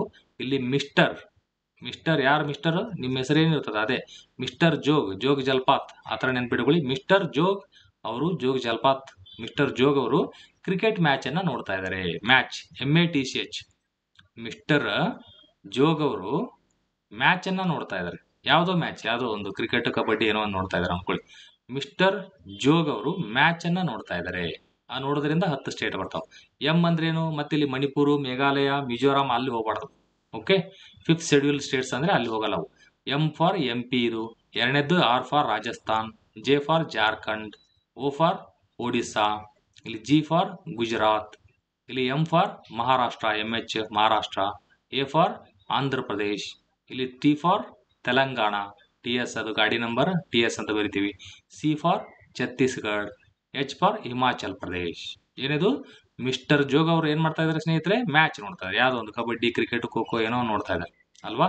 ಸೊ ಅದು ನೆನ್ಪಿಟ್ಕೊಳ್ಳಿ, ಮಿಸ್ಟರ್ ಜೋಗ್, ಜೋಗ್ ಜಲಪಾತ್ ಆ ಥರ ಆಗುತ್ತೆ. ಮಿಸ್ಟರ್ ಜೋಗ್ ಮ್ಯಾಚ್ ನೋಡ್ತಾರೆ. ಜೋಗ್ ಜಲಪಾತ ಅಂದ್ರೆ ಸ್ವಲ್ಪ ಅಟ್ಲೀಸ್ಟ್ ಮೆಮರಿ ಇರ್ತದೆ, ಏನೋ ಒಂದು ಜೋಗ್ ಜಲಪಾತ ಬಗ್ಗೆ ನೋಡಿದ್ದೀವಲ್ಲ ಮ್ಯಾಚ್ ಬಗ್ಗೆ, ಆ ಥರ ನೆನಪಿರ್ಲಿ ಅಂತ. ಈ ಸ್ಟೇಟ್ಗಳನ್ನು ಕೇಳ್ತಾರೆ, ಸ್ವಲ್ಪ ಕೋಡ್ ಹೊಡ್ತಾರೆ, ನೆನ್ಪಿಟ್ಕೊಳ್ಳಿ. ಯಾಕಂದ್ರೆ ಸಾಕಷ್ಟು ಇದಾವೆ ಇವೆಲ್ಲ. ಇಂಡಿಯನ್ ಪಾಲಿಟಿ ತುಂಬಾ ಕೋಡ್ ಹೊಡ್ ಬರ್ತಾವೆ, ಅವೆಲ್ಲ ಹೇಳ್ತೇನೆ ನಾನು. ಇನ್ನು ಇದಕ್ಕೆ ಮತ್ತೆ ಬೇರೆ ಬೇರೆ ಇದೆ, ಒಂದಕ್ಕೊಂದು ಕೋಡ್ ಇರಲಿ. ಈಗ ಬೇರೆ ಬೇರೆ ಟೀಚರ್ ಒಂದು ಕೋಡ್ ಇರುತ್ತಲ್ಲ, ಅದನ್ನೇ ಒಂದು ಫಿಕ್ಸ್ ಮಾಡ್ಕೊಂಬಿಡಿ, ಮತ್ತೆ ಚೇಂಜ್ ಮಾಡ್ಕೋಬಾರ್ದು. ಈಗ ನಾನು ಇದು ಹೇಳಿದ್ದು ಈಜಿ ಆದ್ರೆ ಈ ಕೋಡ್ ತಗೊಳ್ಳಿ, ಅಥವಾ ನಿನ್ಕಿ ಮುಂಚೆ ಯಾವುದೋ ಒಂದು ಕೋಡ್ ಇಟ್ಟಿರ್ತೀರಿ ನೀವು ಕೂಡ, ನಿಮ್ಮದೇ ಆದ ಸಿಕರ್ ಕೋಡ್ ಇದ್ರೆ ಅದನ್ನೇ ಕಂಟಿನ್ಯೂ ಮಾಡಿ. ಇದಕ್ಕೆ ಚೇರ್ಮನ್ ಯಾರಿದ್ದಾರೆ? ನ್ಯಾಷನಲ್ ಕಮಿಷನ್ ಫಾರ್ ಎಸ್ ಟಿಗೆ ಚೇರ್ಮನ್ ಅಂತರ್ ಸಿಂಗ್ ಆರ್ಯ. ಈ national commission for S T ಇದೆಯಲ್ಲ, ಅದಕ್ಕೆ ಎಷ್ಟು ಜನ ಮೆಂಬರ್? ಸೇಮ್ ಅದೇ ಎಸ್ ಸಿಗೆ ಏನಿರ್ತಾರ ಅದೇ ಥರ 5 ಜನ, ಆಗಲೇ ಹೇಳಿದ್ವಲ್ಲ ಆ ಥರ. ಈಗ ನಂತರ national commission for backward class, ಅದನ್ನು ನೋಡೋಣ. ಹಿಂದುಳಿದ ವರ್ಗಗಳ ರಾಷ್ಟ್ರೀಯ ಆಯೋಗ. ಇದು ಯಾವಾಗ ಬಂತು? 1992ರಲ್ಲಿ ಇಂದಿರಾ ಸಾನಿ ಮಂಡಲ್ ಪ್ರಕರಣ ಅಂತೆಲ್ಲ, ಮಂಡಲ್ ಕೇಸಾದ ತೀರ್ಪು ಬಂದಾಗ ಯಾವ ಡೇಟಿಗೆ ಬಂತು ಸ್ನೇಹಿತರೆ? ಈ ಪ್ರೀವಿಯಸ್ ಕ್ಲಾಸಲ್ಲಿ ಡಿಸ್ಕಸ್ ಮಾಡಿದೆ. ಆ ಡೇಟ್ ಯಾವಾಗ ಬಂತು ಮತ್ತು ಆ ಪ್ರಕರಣದಲ್ಲಿ ಎಷ್ಟು ಜನ ಜಡ್ಜ್ಗಳಿದ್ರು ಮತ್ತು ಆ ಕೇಸನ್ನು ಎಷ್ಟು ಜನ ಜಡ್ಜ್ ಪರವಾಗಿ ಕೊಟ್ಟಿದ್ರು, ಎಷ್ಟು ಜನ ವಿರುದ್ಧವಾಗಿ ಕೊಟ್ಟಿದ್ರು. ತುಂಬಾ ಇಂಪಾರ್ಟೆಂಟ್ ಕೇಸ್ ಇರೋದ್ರಿಂದ ಕೇಳ್ತಾ ಇದ್ದೀನಿ, ಹೇಳಿ. 1992ರಲ್ಲಿ ಅದು ತೀರ್ಪು ಬಂದ ತಕ್ಷಣ ಅವತ್ತೇ ಮಾಡ್ತೀವಿ ನಾವು. ಇಂಡಿಯನ್ಸ್ ಸ್ವಲ್ಪ ಸ್ಲೋ ಆಗಿರೋದ್ರಿಂದ 2ನೇ ವರ್ಷಕ್ಕೆ ನೆಕ್ಸ್ಟ್ ಇಯರ್ ಮಾಡ್ತೀವಿ. ಹಿಂದುಳಿದ ವರ್ಗಗಳ ರಾಷ್ಟ್ರೀಯ ಆಯೋಗ ಕಾಯ್ದೆ ಶಾಸನಬದ್ಧವಾದ ಕಾಯ್ದೆ. ಇದು ಕಾಯ್ದೆ ಅಂದ್ರೆ ಏನು? ಪಾರ್ಲಿಮೆಂಟ್ ಮಾಡಿದೆ, ಅಂದ್ರೆ ಸಂವಿಧಾನದಲ್ಲಿ ಇರಲಿಲ್ಲ ಅದು. ಪಾರ್ಲಿಮೆಂಟ್ ಯಾಕೆ ಮಾಡುತ್ತೆ? ಸಂವಿಧಾನದಲ್ಲಿ ಇರಲಿಲ್ಲ ಅಂತಾನೆ ತಾನೇ ಕಾಯ್ದೆ ಮಾಡೋದು. ಸೊ ಇದು ಶಾಸನಬದ್ಧವಾದ ಸಂಸ್ಥೆ, ಸ್ಟ್ಯಾಚ್ಯೂಟರಿ ಬಾಡಿ ಇತ್ತು. ಯಾವಾಗ? 93ರಲ್ಲಿ ಸ್ಟ್ಯಾಚ್ಯೂಟರಿ ಬಾಡಿ ಆಗ್ತದೆ. 2018ರಲ್ಲಿ ಏನಾಗುತ್ತೆ? ಇದಕ್ಕೆ ಸಂವಿಧಾನಿಕ ಮಾನ್ಯತೆ ಸಿಗುತ್ತೆ. ಸಂವಿಧಾನದ ಮಾನ್ಯತೆ, ಸಂವಿಧಾನಿಕ ಸಂಸ್ಥೆ, ಸಂವಿಧಾನಬದ್ಧವಾದ ಸಂಸ್ಥೆ ಆಗ್ತದೆ. 102ನೇ ಸಂವಿಧಾನ ತಿದ್ದುಪಡಿ. ಇಲ್ಲಿ 2 ಅಂದಾಗ ಇಲ್ಲಿ ನೋಡಿ ಬಿಲ್ ಸಂಖ್ಯೆ 3 ಇರ್ತದೆ. ಸೊ 103ಕ್ಕೆ ಏನಿರ್ತದೆ ಹಾಗಾದ್ರೆ? ನಾವಾಗಲೇ ಮತ್ತೆ ಹೇಳಿದ್ವಿ, ಇನ್ನೊಂದ್ಸಲ ಫಾಸ್ಟ್ ಆಗಿ ಹೇಳ್ತೀನಿ ನೋಡಿ. 101ನೇ ಸಂವಿಧಾನ ತಿದ್ದುಪಡಿ ಅಂದ್ರೆ ಬಿಲ್ ನಂಬರ್ 122. ಇಲ್ಲಿ 1 ಇತ್ತಂದ್ರೆ ಇಲ್ಲಿ 2 ಬರ್ಬೇಕು. ಇಲ್ಲಿ 102 ಇತ್ತಂದ್ರೆ ಇಲ್ಲಿ 3 ಬರ್ಬೇಕು. 103 ಇತ್ತಂದ್ರೆ ಇಲ್ಲಿ 4 ಬರ್ಬೇಕು. 104 ಆದ್ಮೇಲೆ ಏನಾಗತ್ತೆ? ಇಲ್ಲಿ 5 ಬರಲ್ಲ, 6ರಿಂದ ಸ್ಟಾರ್ಟ್ ಆಗುತ್ತೆ. ಇಲ್ಲಿ ಗ್ಯಾಪ್ ಸ್ಟಾರ್ಟ್ ಆಗುತ್ತೆ. ಆಮೇಲೆ ಕಂಟಿನ್ಯೂ 2 ಇಲ್ಲಿ +2 ಮಾಡ್ಬೇಕು. ಇಲ್ಲಿ 105 ಆದ್ರೆ ಮತ್ತೆ +2 ಆದ್ರೆ ಎಷ್ಟಾಗುತ್ತೆ? ಇಲ್ಲಿ ಲಾಸ್ಟಿಗೆ 7 ಬರುತ್ತೆ. ಇಲ್ಲಿ 106 ಇಷ್ಟೇ. ಈಗ ತಿದ್ದುಪಡಿ ಆಗಿ ಇದೆ ಲಾಸ್ಟ್. ಇನ್ನು ನೆಕ್ಸ್ಟ್ ತಿದ್ದುಪಡಿ ನೀವೇ ಮಾಡ್ಕೋಬೇಕಿನ್ನ. 106ನೇದ್ದು ಇಲ್ಲಿ 8 ಬರುತ್ತೆ. 6 + 2 8. ಅಂದ್ರೆ ಇಲ್ಲಿ ಏನು 128 ಅಂದಂಗೆ. ಮತ್ತೆ ಇದನ್ನ ಹೇಳ್ಬೇಕಾ? ಗೊತ್ತಾಗಿದೆ ತಾನೇ? ಇದು ಏನಿದು ಒಂದು ಎರಡು ಹೇಳಾಕುಂತಿರಲ್ಲ. ಈಗ ನೀವು 6ನೇ ಕ್ಲಾಸ್ ಅನ್ನೋ ಅಂತೀರಾ ಹೆಂಗೆ? ಎಷ್ಟೋ ಜನ ಇದರಲ್ಲಿ ಕನ್ನಡ ಶಾಲೆಯಲ್ಲಿ 6ನೇ ಕ್ಲಾಸ್ ಮಕ್ಕಳಿಗೂ ಕೂಡ 1 2 3 ಈ ತರ ಪೂರ್ತಿ ಬರಲಿಲ್ಲ ಅಂತ ಕೇಳಿದ್ರ ಆ ಸುದ್ದಿ? ಇವೆಲ್ಲ ಮೇನ್ಸ್ ಅಲ್ಲಿ ಬರೀಬೇಕಾಗತ್ತೆ ನೀವು. ಅದನ್ನ ಯಾವ ಒಂದು ಆರ್ಗನೈಸೇಷನ್ ಆ ತರ ಸರ್ವೆ ಮಾಡಿದಾಗ ಆ ರಿಪೋರ್ಟ್ ಬಂತು, ಆ ರಿಪೋರ್ಟ್ ಅನ್ನು ಬರೋದು ಹೈಲೈಟ್ ಮಾಡಿದ್ರೆ ಒಳ್ಳೆ ಮಾರ್ಕ್ಸ್ ಇರ್ತದೆ. 6ನೇ ಕ್ಲಾಸ್ ಮಕ್ಕಳಿಗೆ ಪೂರ್ತಿ ನೀಟಾಗಿ 1 2 3 100 ವರೆಗೂ ಅನ್ನಕ್ ಬರಲ್ಲ ಅಂತೆ, 2ರ ಮಗ್ಗಿ ಬರ್ತಾ ಇಲ್ಲ, ಕರೆಕ್ಟ್ ಓದಾಕ್ ಬರ್ತಾ ಇಲ್ಲ ಅಂತೆ. ಬಟ್ ಆ ಕನ್ನಡ ಶಾಲೆಯ ಮಾಸ್ಟರ್ಗಳ ಪೇಮೆಂಟ್ ಎಷ್ಟಿದೆ ಗೊತ್ತಾ? ಭಯಂಕರ. ಒಂದು 50-60 ಸಾವಿರ ಹಂಗೆಲ್ಲ ಆಗಿದೆ ಈಗ ಸದ್ಯಕ್ಕೆ. ಅದೇ ಪ್ರೈವೇಟ್ ಅಲ್ಲಿ ಎಷ್ಟು ಭರ್ಜರಿಯಾಗಿ ಹೇಳ್ಕೊಡ್ತಿರ್ತಾರೆ ಅವರು ಪ್ರೈವೇಟ್ ಕ್ಲಾಸ್ಗಳಲ್ಲಿ. ಬಟ್ ಅವ್ರ ಪೇಮೆಂಟ್ ಎಷ್ಟಿರುತ್ತೆ? ನೀವು ಗಾಬರಿಯಾಗಿ ಹೋಗ್ತೀರಾ. ಪ್ರೈವೇಟ್ ಟೀಚರ್ಸ್ಗಳ ಪೇಮೆಂಟ್ ಕೇಳಿದಿರಾ ನೀವು? 10,000, 12,000, 15. ಪಾಪ ಅವರು MTech MSc ಆ ಥರ ಏನೋ ಮಾಡಿದ್ರು. MSc ಮಾಡಿರ್ತಾರಲ್ಲ ಅವ್ರಿಗೊಂದು 20,000, MTech ಮಾಡಿದವ್ರಿಗೆ ಒಂದು 30,000, PhD ಮಾಡಿದ್ರೆ 40,000 ಇಷ್ಟೇ. ಆ ಥರ ಪ್ರೈವೇಟ್ ಅಲ್ಲಿ ಕಡಿಮೆ ಇದೆ. ಬಟ್ ಇಲ್ಲಿ ಅವರು ಚೆನ್ನಾಗಿ ಹೇಳ್ಕೊಡ್ತಾರೆ. ಬಟ್ ಇಲ್ಲಿ ಗೌರ್ಮೆಂಟ್ ಅಲ್ಲಿ ಎಲ್ಲರೂ ಹಂಗಂತಲ್ಲ, ಮೋಸ್ಟ್ ಆಫ್ ದ ಇದರಲ್ಲಿ ಸ್ಕೂಲ್ಗಳಲ್ಲಿ ಸ್ವಲ್ಪ ಪ್ರಾಬ್ಲಮ್ ಇದೆ ಅಂತ ಸರ್ವೆ ಹೇಳ್ತಾ ಇದೆ. ಬಟ್ ಕೆಲವೊಂದು ಸ್ಕೂಲ್ಗಳು ಒಳ್ಳೆ ರಿಸಲ್ಟ್ ತಂದಿದ್ದಾರೆ, ಒಳ್ಳೆ ಚೆನ್ನಾಗಿ ಹೇಳ್ತಾರೆ, ಅದು ಇದೆ. ನಾವು ಸ್ಟಾರ್ಟಿಂಗ್ ಅಲ್ಲಿ ಕನ್ನಡ ಶಾಲೆಯಲ್ಲೇ ಕಲ್ತಿದ್ದು ಅಲ್ವಾ? 1ರಿಂದ 5ನೇ ಕ್ಲಾಸ್ ಕನ್ನಡ ಶಾಲೆಯಲ್ಲಿ. ನಂತರ 6ನೇ ಕ್ಲಾಸಿಂದ CBSE, central board of secondary education. 6ರಿಂದ 12ನೇ ಕ್ಲಾಸ್ CBSE ಚೆನ್ನಾಗಿದೆ. ಮುಂದೆ ನಿಮ್ಮ ಮಕ್ಕಳನ್ನು ಕೂಡ CBSEಗೆ ಹಾಕಿ. ಕನ್ನಡ ಮತ್ತೆ ಕೆಲವೊಬ್ರು ಕನ್ನಡ ಅಭಿಮಾನಿಗಳು ಇರ್ತೀರಿ, ಸ್ಟೇಟ್ ಗೌರ್ಮೆಂಟ್ಗೂ ಹಾಕಿ ನೀವು ಅಂತ ಅಭಿಮಾನಿಗಳು ಇದ್ದವರು. ಎರಡೂ ಚೆನ್ನಾಗಿದೆ. ಈಗೇನು ಸ್ಟೇಟ್ ಸಿಲೆಬಸ್ ಕೂಡ CBSEದೇ ಕಾಪಿ ಮಾಡಿ ಸೇಮ್ ಅದೇ ತರ ಸಿಲೆಬಸ್ ಚೆನ್ನಾಗಿದೆ. ಸಿಲೆಬಸ್ ಇಂಪಾರ್ಟೆಂಟ್ ಮ್ಯಾಟರ್ ಆಗ್ತದೆ ಸ್ನೇಹಿತರೆ. ಅಂಡ್ ಟೀಚರ್ಸ್ ಕೂಡ ಮ್ಯಾಟರ್ ಆಗ್ತಾರೆ. ಓಕೆ, ಈಗ ನೀವು ಟೀಚರ್ ಅಂದ್ರೆ ನೆನ್ಪಿಡ್ಬೇಕಂದ್ರೆ ನಿಮ್ಮ ಲೈಫಲ್ಲಿ ಎಷ್ಟು ಜನ ಟೀಚರ್ ನೆನ್ಪಿಟ್ಕೊಂತೀರಿ? ನಾವು ನಮ್ಮ ಲೈಫಲ್ಲಿ ನೆನ್ಪಿಡೋ ಒಂದು 4-5 ಜನ ಟೀಚರ್ ನೆನ್ಪಿಡ್ಬೋದು. ಎಷ್ಟೋ ಸಲ ಬೇಜಾರಾಗ್ಬಿಡೋದು. ಆ ಥರ ಏನು ಇವ್ರ ಟೀಚರ್ ಇವ್ರಿಗೇನು ಚೆನ್ನಾಗಿ ನಾವೇ ಹೇಳ್ಬೋದು. ಅಂದ್ರೆ ತುಂಬಾ ಏನಂತಾರ ಓವರ್ ಆಕ್ಷನ್ ಇಂದ ಹೇಳ್ತಾ ಇಲ್ಲ ನಾನು, ನಿಜವಾಗ್ಲೂ ಹಂಗ ಅನ್ಸೋದು. ಈ ತರ ಯಾಕೆ ಹೇಳ್ತಾರೆ ಇವರು, ಇನ್ನೂ ಚೆನ್ನಾಗಿ ಹೇಳ್ಬೋದಲ್ಲ ಅಂತೇಳಿ ಆ ಥರ ಅನ್ಸೋದು ನಮಗೆ. ಈಗ ನಿಮಗೂ ಅನಿಸ್ತಿರ್ತದೆ ನನ್ನ ಪಾಠ ಕೇಳಿ, ಏನು ಹಿಂಗೆ ಹೇಳ್ತಾರೆ ಇವ್ರಿಗಿನ ನಾನು ಮಸ್ತ್ ಹೇಳ್ಬೋದು, ಇರ್ತದೆ ಹಂಗೆ ಇರುತ್ತೆ ಕಾಮನ್, ಅದು ಏನು ಮಾಡೋಕ್ಕಾಗಲ್ಲ. National commission for backward class 338B ಅಂದರೆ ಸಂವಿಧಾನಬದ್ಧವಾದ ಸಂಸ್ಥೆ. ಹೌದು, ಇದು 2018ರಲ್ಲಿ ಆಯಿತು. ಅದಕ್ಕೆ ಮುಂಚೆ 93ರಲ್ಲಿ ಸ್ಟ್ಯಾಚ್ಯೂಟರಿ ಬಾಡಿ ಇತ್ತು. ಇದು ಯಾವ ಮಿನಿಸ್ಟ್ರಿ ಅಂಡರಲ್ಲಿ ಬರ್ತದೆ? ಸಾಮಾಜಿಕ ನ್ಯಾಯ ಮತ್ತು ಕಾನೂನು ಸಚಿವಾಲಯ. ಸೇಮ್ ಅದೇ, ಅದು ಯಾವುದು SC ಗಿತ್ತಲ್ಲ ಅದೇ, ಸೋಷಿಯಲ್ ಜಸ್ಟಿಸ್ ಆ್ಯಂಡ್ ಲಾ ಅನ್ನುವಂಥದ್ದು. ಇದಕ್ಕೆ ಚೇರ್ಮನ್ ಯಾರು? ಹನ್ಸ್ರಾಜ್ ಗಂಗಾರಾಮ್ ಅಹಿರ್ ಅವರಿದ್ದಾರೆ. ಹನ್ಸ್ರಾಜ್ ಗಂಗಾರಾಮ್ ಅಹಿರ್. ಡೆಲ್ಲಿಯಲ್ಲಿ ಗಂಗಾರಾಮ್ ಹಾಸ್ಪಿಟಲ್ ಅಂತ ತುಂಬ ಫೇಮಸ್ ಇದೆ, ಹನ್ಸ್ರಾಜ್ ಗಂಗಾರಾಮ್ ಅಹಿರ್. ಮತ್ತು ಇವ್ರದ್ದು ಇದು ಎಷ್ಟು ಜನ ಇರ್ತಾರೆ ಸದಸ್ಯರು? ಸೇಮ್ ಅದೇ ಕತೆ, ಮತ್ತೆ ಅದನ್ನೇ ಹೇಳ್ಬೇಕು ನೀವು. ಒಬ್ಬರು 5 ಜನ ಸದಸ್ಯರು ಇರ್ತಾರೆ. ನ್ಯಾಷನಲ್ ಕಮಿಷನ್ ಅವರು SC ಇದೆಲ್ಲ ಬ್ಯಾಕ್ವರ್ಡ್ ಕ್ಲಾಸಿಗೆ ಸೇಮ್ ಅದೇ, 5 ಜನ ಸದಸ್ಯರು, 1 ಅಧ್ಯಕ್ಷ, 1 ಉಪಾಧ್ಯಕ್ಷ, 3 ಜನ ಸದಸ್ಯರು, 1 ಮಹಿಳೆಯರಲ್ಲಿ ರಾಷ್ಟ್ರಪತಿ ಸೇಮ್ ಈ ಥರ ನೇಮಕ ಮಾಡ್ತಾರೆ. ಕಾನೂನು ಸಾಮಾಜಿಕ ಸೇಮ್, ಇದು ಕೂಡ ಸೇಮ್ ಇರುವಂಥದ್ದು. ರಿಮೂವಲ್ ಕೂಡ ಎಲ್ಲರಿಗೂ ಸೇಮ್ ಸ್ನೇಹಿತರೆ. ಈ ನ್ಯಾಷನಲ್ ಕಮಿಷನ್ ಫಾರ್ SCಗೂ removal president refer supreme court ಮಾಡ್ತಾರೆ. 144 ಕ್ಲಾಸ್ 1 ಆರ್ಟಿಕಲ್, 145 ಕ್ಲಾಸ್ 1 ಬರುತ್ತೆ. ಈ ರೆಫರೆನ್ಸ್ ಕಮೆಂಟ್ ಮಾಡಿದ್ರಾ? ಪ್ರೆಸಿಡೆಂಟ್ ಅವರು ರಾಷ್ಟ್ರಪತಿಯವರಿಗೆ ರೆಫರ್ ಮಾಡ್ತಾರಲ್ಲ, ಅದರ ಆರ್ಟಿಕಲ್ ಯಾವುದು ಕೇಳ್ತಾರೆ, ತುಂಬ ಸಲ ಕೇಳಿದಾರೆ ಅದನ್ನು. Okay, right. ಸೊ ST ಅವರಿಗೂ ಕೂಡ ಸೇಮ್ ರಿಮೂವಲ್ ಹಂಗೆ ಇರ್ತದೆ, OBC ಬ್ಯಾಕ್ವರ್ಡ್ ಕ್ಲಾಸಿಗೂ ಸೇಮ್ ಹಂಗೆ ಇರ್ತದೆ. ಅರ್ಥ ಆಗ್ತದೆ ಇಲ್ಲಿವರೆಗೂ? ಕ್ಲಿಯರ್ ಆಯ್ತಾ ಸ್ನೇಹಿತರೆ? ಹನ್ಸ್ರಾಜ್ ಗಂಗಾರಾಮ್ ಅಹಿರ್ ಅನ್ನುವಂಥದ್ದು. ಸೊ ಈಗ ನಾವು ಮುಂದಿನ ಕ್ಲಾಸಲ್ಲಿ ಯಾವುದ್ರ ಬಗ್ಗೆ ನೋಡೋಣ? ಇದು ನಮ್ಮ ಕರ್ನಾಟಕದ ಬ್ಯಾಕ್ವರ್ಡ್ ಕ್ಲಾಸ್ ಬಗ್ಗೆ ನೋಡೋಣ. ಅಲ್ಲಿ ಕಾಯ್ದೆ ಬರ್ತಾವೆ, ಅಲ್ಲಿ ಇರುವಂಥ ಕಾಯ್ದೆ ಬಗ್ಗೆ ನಾನು ನಿಮಗೆ ಎಕ್ಸ್ಪ್ಲೇನ್ ಮಾಡ್ತೀನಿ. ಇಲ್ಲಿ ಕಾಯ್ದೆ ಇರ್ತದ, ಈ 1990 ಕಾಯ್ದೆ, ಈ 95 ಕಾಯ್ದೆಗಳು, ಇವೆಲ್ಲ ಅದಕ್ಕೆ ಸಂಬಂಧ. Karnataka state commission for backward class next ಕ್ಲಾಸಿಂದ ಈ ಪಾಯಿಂಟನ್ನು ನೋಡೋಣ. ಇದರಲ್ಲೇ ಬರೋದು 18 ಸೆಕ್ಷನ್ ಬರ್ತಾವೆ, 18 ಸೆಕ್ಷನ್ ಇಂಪಾರ್ಟೆಂಟ್. ಅದರಲ್ಲಿ ಒಂದು 8 ಆದರೂ ನೀವು ನೆನ್ಪಿಡಲೇಬೇಕು. ಕ್ವಶನ್ ಹೆಂಗೆ ಕೇಳ್ತಾನೆ? ಸೆಕ್ಷನ್ ಕೊಟ್ಟು ಅದರೊಳಗೆ ಏನು ಬರುತ್ತೆ ಅಂತ ಕೊಟ್ರ, ಅದ್ರಾಗ ಇರುವಂಥ ಮ್ಯಾಟ್ರ್ ಕೊಟ್ಟು ಇದು ಯಾವ ಸೆಕ್ಷನ್ ಬರುತ್ತೆ ಅಂತ ಕೇಳ್ತಾರೆ. ಅಲ್ಲಿರುವಂಥ ಪಾಯಿಂಟ್ ಮೇಲೂ ಕೂಡ ಕ್ವಶನ್ ಕೇಳ್ತಾರೆ. ಓಕೆ, ನೆಕ್ಸ್ಟ್ ಇದನ್ನ ಈ 1995 ಕಾಯ್ದೆಯನ್ನ ನೋಡೋಣ. ಪವರ್ಸ್ ಆ್ಯಂಡ್ ಫಂಕ್ಷನ್ಸ್, ಆ ಥರ Karnataka state commission powers and functions ಏನಿರ್ತದೆ ಅಂತ ಸೇಮ್ ಇದ್ರ ಥರ ಬ್ಯಾಕ್ವರ್ಡ್ ಕ್ಲಾಸಿಂದ ಏನಿರ್ತದೆ ಸೇಮ್ ಅದೇ ಪವರ್ಸ್ ಆ್ಯಂಡ್ ಫಂಕ್ಷನ್ಸೇ ಕವರ್ ಆಗುತ್ತೆ ಇವರಿಗೂ ಕೂಡ. ಈ 1990 ಕಾಯ್ದೆ ಕೂಡ ನೋಡೋಣ. ಓಕೆ, ಈಗ ಇಷ್ಟು ಕವರ್ ಆಯಿತು. ಇನ್ನೂ ಡೀಟೇಲಾಗಿ ಎಲ್ಲ ಹೇಳ್ತಾ ಹೋಗ್ತೇನೆ, ತುಂಬ ಇದಾವೆ, ಎಲ್ಲ ಪಾಯಿಂಟ್ ಡೆಫಿನೆಟ್ಲಿ ಕವರ್ ಮಾಡಿಕೊಡ್ತೇನೆ. ನಾನು ಎಕ್ಸಾಮ್ಕಿಂತ ಮುಂಚೆ ಡೆಫಿನೆಟ್ಲಿ ವಿತೌಟ್ ಎನಿ ಡೌಟ್ ಆದಷ್ಟು ಪ್ರಯತ್ನ ಮಾಡಿ ನಿಮಗೆ ಕವರ್ ಮಾಡಿಕೊಟ್ಟು ಮತ್ತು ರಿವಿಷನ್ ಕೂಡ ಆಗ್ತದೆ. ಸೊ ಆದಷ್ಟು ಜನ ಜಾಸ್ತಿ ಕ್ಲಾಸ್ ಕೇಳಿ, ಸ್ನೇಹಿತರು ತಿಳಿಸಿ, ಶೇರ್ ಮಾಡಿ, ಲೈಕ್ ಮಾಡಿ, ಇವೆಲ್ಲ ಕಾಯಂ ಹೇಳುವಂಥದ್ದು ಇದು ರೂಢಿ ಆಗಿಬಿಟ್ಟಿದೆ. ಸೊ ಈ ಟೆಲಿಗ್ರಾಮ್ ಚಾನಲ್ ಇರುವಂಥದ್ದು ಪ್ರೆಸೆಂಟೆಡ್ ಬೈ ಸಂಕ್ಟಿ ಸರ್ ಅಕಾಡೆಮಿ ಆ್ಯಪ್ ಇದೆ. ಇದನ್ನು ಆದಷ್ಟು ಜನ ಡೌನ್ಲೋಡ್ ಮಾಡ್ಕೊಳ್ಳಿ ಸ್ನೇಹಿತರೆ. ಮುಂದಿನ ದಿನಗಳಲ್ಲಿ ನಾನು PSIಗೆ ಒಂದು ಕೋರ್ಸುಗಳು, ಈ PC ಕೋರ್ಸು, PDOಗೋಸ್ಕರ, ವಿಲೇಜ್ ಅಕೌಂಟೆಂಟ್ಗೋಸ್ಕರ ಕೋರ್ಸು, KSಗೆ, IASಗೆ, ಯಾವುದೇ ರೀತಿ ಎಕ್ಸಾಮ್ಸಿಗೂ ಕೂಡ ಕೋರ್ಸ್ಗಳನ್ನು ಮಾಡ್ತಾ ಹೋಗ್ತೀನಿ. ತುಂಬ ಇದರಲ್ಲಿ ಆ್ಯಪ್ ಆಲ್ಮೋಸ್ಟ್ ಒಂದು ಬೇರೆ ಚೆನ್ನಾಗಿರೋ ಇನ್ಸ್ಟಿಟ್ಯೂಷನ್ ಕಡೆಯಿಂದನೇ ಮಾಡಿಸಿದ್ದೀನಿ. ಇದನ್ನು ಆಲ್ರೆಡಿ ಮಾಡಿ ರೆಡಿ ಆಗಿದೆ. ರಿನ್ಯೂವಲ್ 2 ವರ್ಷದ ಹಿಂದೆನೇ ಇತ್ತಿದ್ದು, ಬಟ್ ಅದಕ್ಕೆ ರಿನ್ಯೂವಲ್ ಮಾಡಿರಲಿಲ್ಲ. ರಿನ್ಯೂವಲ್ ಮಾಡೋಕೆ ಭಯಂಕರ ಚಾರ್ಜ್ ಮಾಡ್ತಾರೆ ಇವರು. ಆ ರಿನ್ಯೂವಲ್ ಮಾಡಿ ಇದೆಲ್ಲ ರೆಡಿ ಇದೆ ಈಗ, ಅದನ್ನು ನೀವು ನೋಡ್ಕೊಳ್ಳಿ. ಆಮೇಲೆ ನೀವು ಹೇಳಿದಂಥ ಕೋರ್ಸ್ಗಳನ್ನು ಮಾಡ್ತಾ ಹೋಗೋಣ ಫಾಸ್ಟಾಗಿ, ನೀಟಾಗಿ. ಅಲ್ಲೇ ಮನೆಯಲ್ಲಿ ಕೂತ್ಕೊಂಡು ಎಲ್ಲೇ ಒಂದು ಕಡೆ ಕೂತ್ಕೊಂಡು ನೀಟಾಗಿ ಕಲಿತಾ ಹೋಗಿ ಎಲ್ಲ ಪರ್ಫೆಕ್ಟ್ ಮಾಡಿಸ್ತಾ ಹೋಗೋಣ. ಅದು ಬಿಟ್ಟು ನೀವು ಅಲ್ಲೇ ಸ್ವಲ್ಪ ಇಲ್ಲೂ ಸ್ವಲ್ಪ ಆ ಥರ ಓದ್ಬೋದು. ಇಲ್ಲೇ ಓದ್ಬೇಕಂತಲ್ಲ, ನೀವು ಎಲ್ಲಿಯಾದರೂ ಓದಿ, ಒಟ್ಟಿನಲ್ಲಿ ಪರ್ಫೆಕ್ಟಾಗಿ ಒಂದು ಕಡೆ ಕರೆಕ್ಟಾಗಿ ಕಾನ್ಸಂಟ್ರೇಟ್ ಆಗಿ ಒಬ್ಬರನ್ನ ನಂಬಿ ಪೂರ್ತಿ ಓದ್ತಾ ಹೋಗ್ಬೇಕು. ಓಕೆ, ಇವೆಲ್ಲ ಕವರ್ ಮಾಡೋಣ. ಚೆನ್ನಾಗಿ ಓದಿ, ಟೈಮ್ ವೇಸ್ಟ್ ಮಾಡಬೇಡಿ. ಆದಷ್ಟು ಒಳ್ಳೇದಾಗಲಿ. ಈ ಎಕ್ಸಾಮ್ ಮುಗಿಲಿ ಫಸ್ಟ್. ಇದು ಸೆಪ್ಟೆಂಬರ್ 15ಗೆ ಇದು ಮುಗಿತು ಅಂದರೆ PSI ಒಂದು ವಾರ ಅದನ್ನ ಮಾಡ್ತೀನಿ. ಅದಾದ ತಕ್ಷಣ ಮುಂದೆ ಪೂರ್ತಿ ಬರೀ KS ಬಗ್ಗೆ, ಪ್ರಿಲಿಮ್ಸ್ ಬಗ್ಗೆ ನೋಡೋಣ. ಈಗ ನನ್ನ ಪಾಠ ಕೇಳಿದಂಥವ್ರು ಆಲ್ಮೋಸ್ಟ್ ಎಲ್ಲರೂ ನೀವು ಪ್ರಿಲಿಮ್ಸ್ ಪಕ್ಕ ಪಾಸ್ ಆಗಿರಬೇಕು. ಪ್ರಿಲಿಮ್ಸ್ ಈಗ ಸೆಪ್ಟೆಂಬರ್ 22ಕ್ಕೆ PSI ಮುಗಿತದಲ್ಲ, ಮುಗಿದ್ಮೇಲೆ ಪ್ರಿಲಿಮ್ಸ್ ಆ್ಯಂಡ್ ಮೇನ್ಸ್ ಎರಡೂ ಒಟ್ಟೊಟ್ಟಿಗೆ ಸ್ಟಾರ್ಟ್ ಮಾಡಿಬಿಡೋಣ. ಯಾಕಂದರೆ ಅದು KSದು ನವಂಬರ್ ಡಿಸೆಂಬರ್ಗೆ ಆಗ್ತಾ ಇದೆ. ಈಗ ಅಕ್ಟೋಬರಲ್ಲಿ ಯಾವುದೂ ಟೈಮ್ ಇಲ್ಲ ಅವರಿಗೆ. ಸೊ ನವಂಬರ್ ಡಿಸೆಂಬರ್ಗೂ ಕೂಡ ಹೋಗೋ ಸಾಧ್ಯತೆ ಇದೆ KS ಪ್ರಿಲಿಮ್ಸ್. ಅದಕ್ಕೋಸ್ಕರ ನಾವು ಮೇನ್ಸ್ ಒಂದು 2 ಪೇಪರ್ ಆದರೂ ರೆಡಿ ಆಗಲೇಬೇಕು. Okay, thank you. ಮತ್ತೆ ಭೇಟಿಯಾಗೋಣ.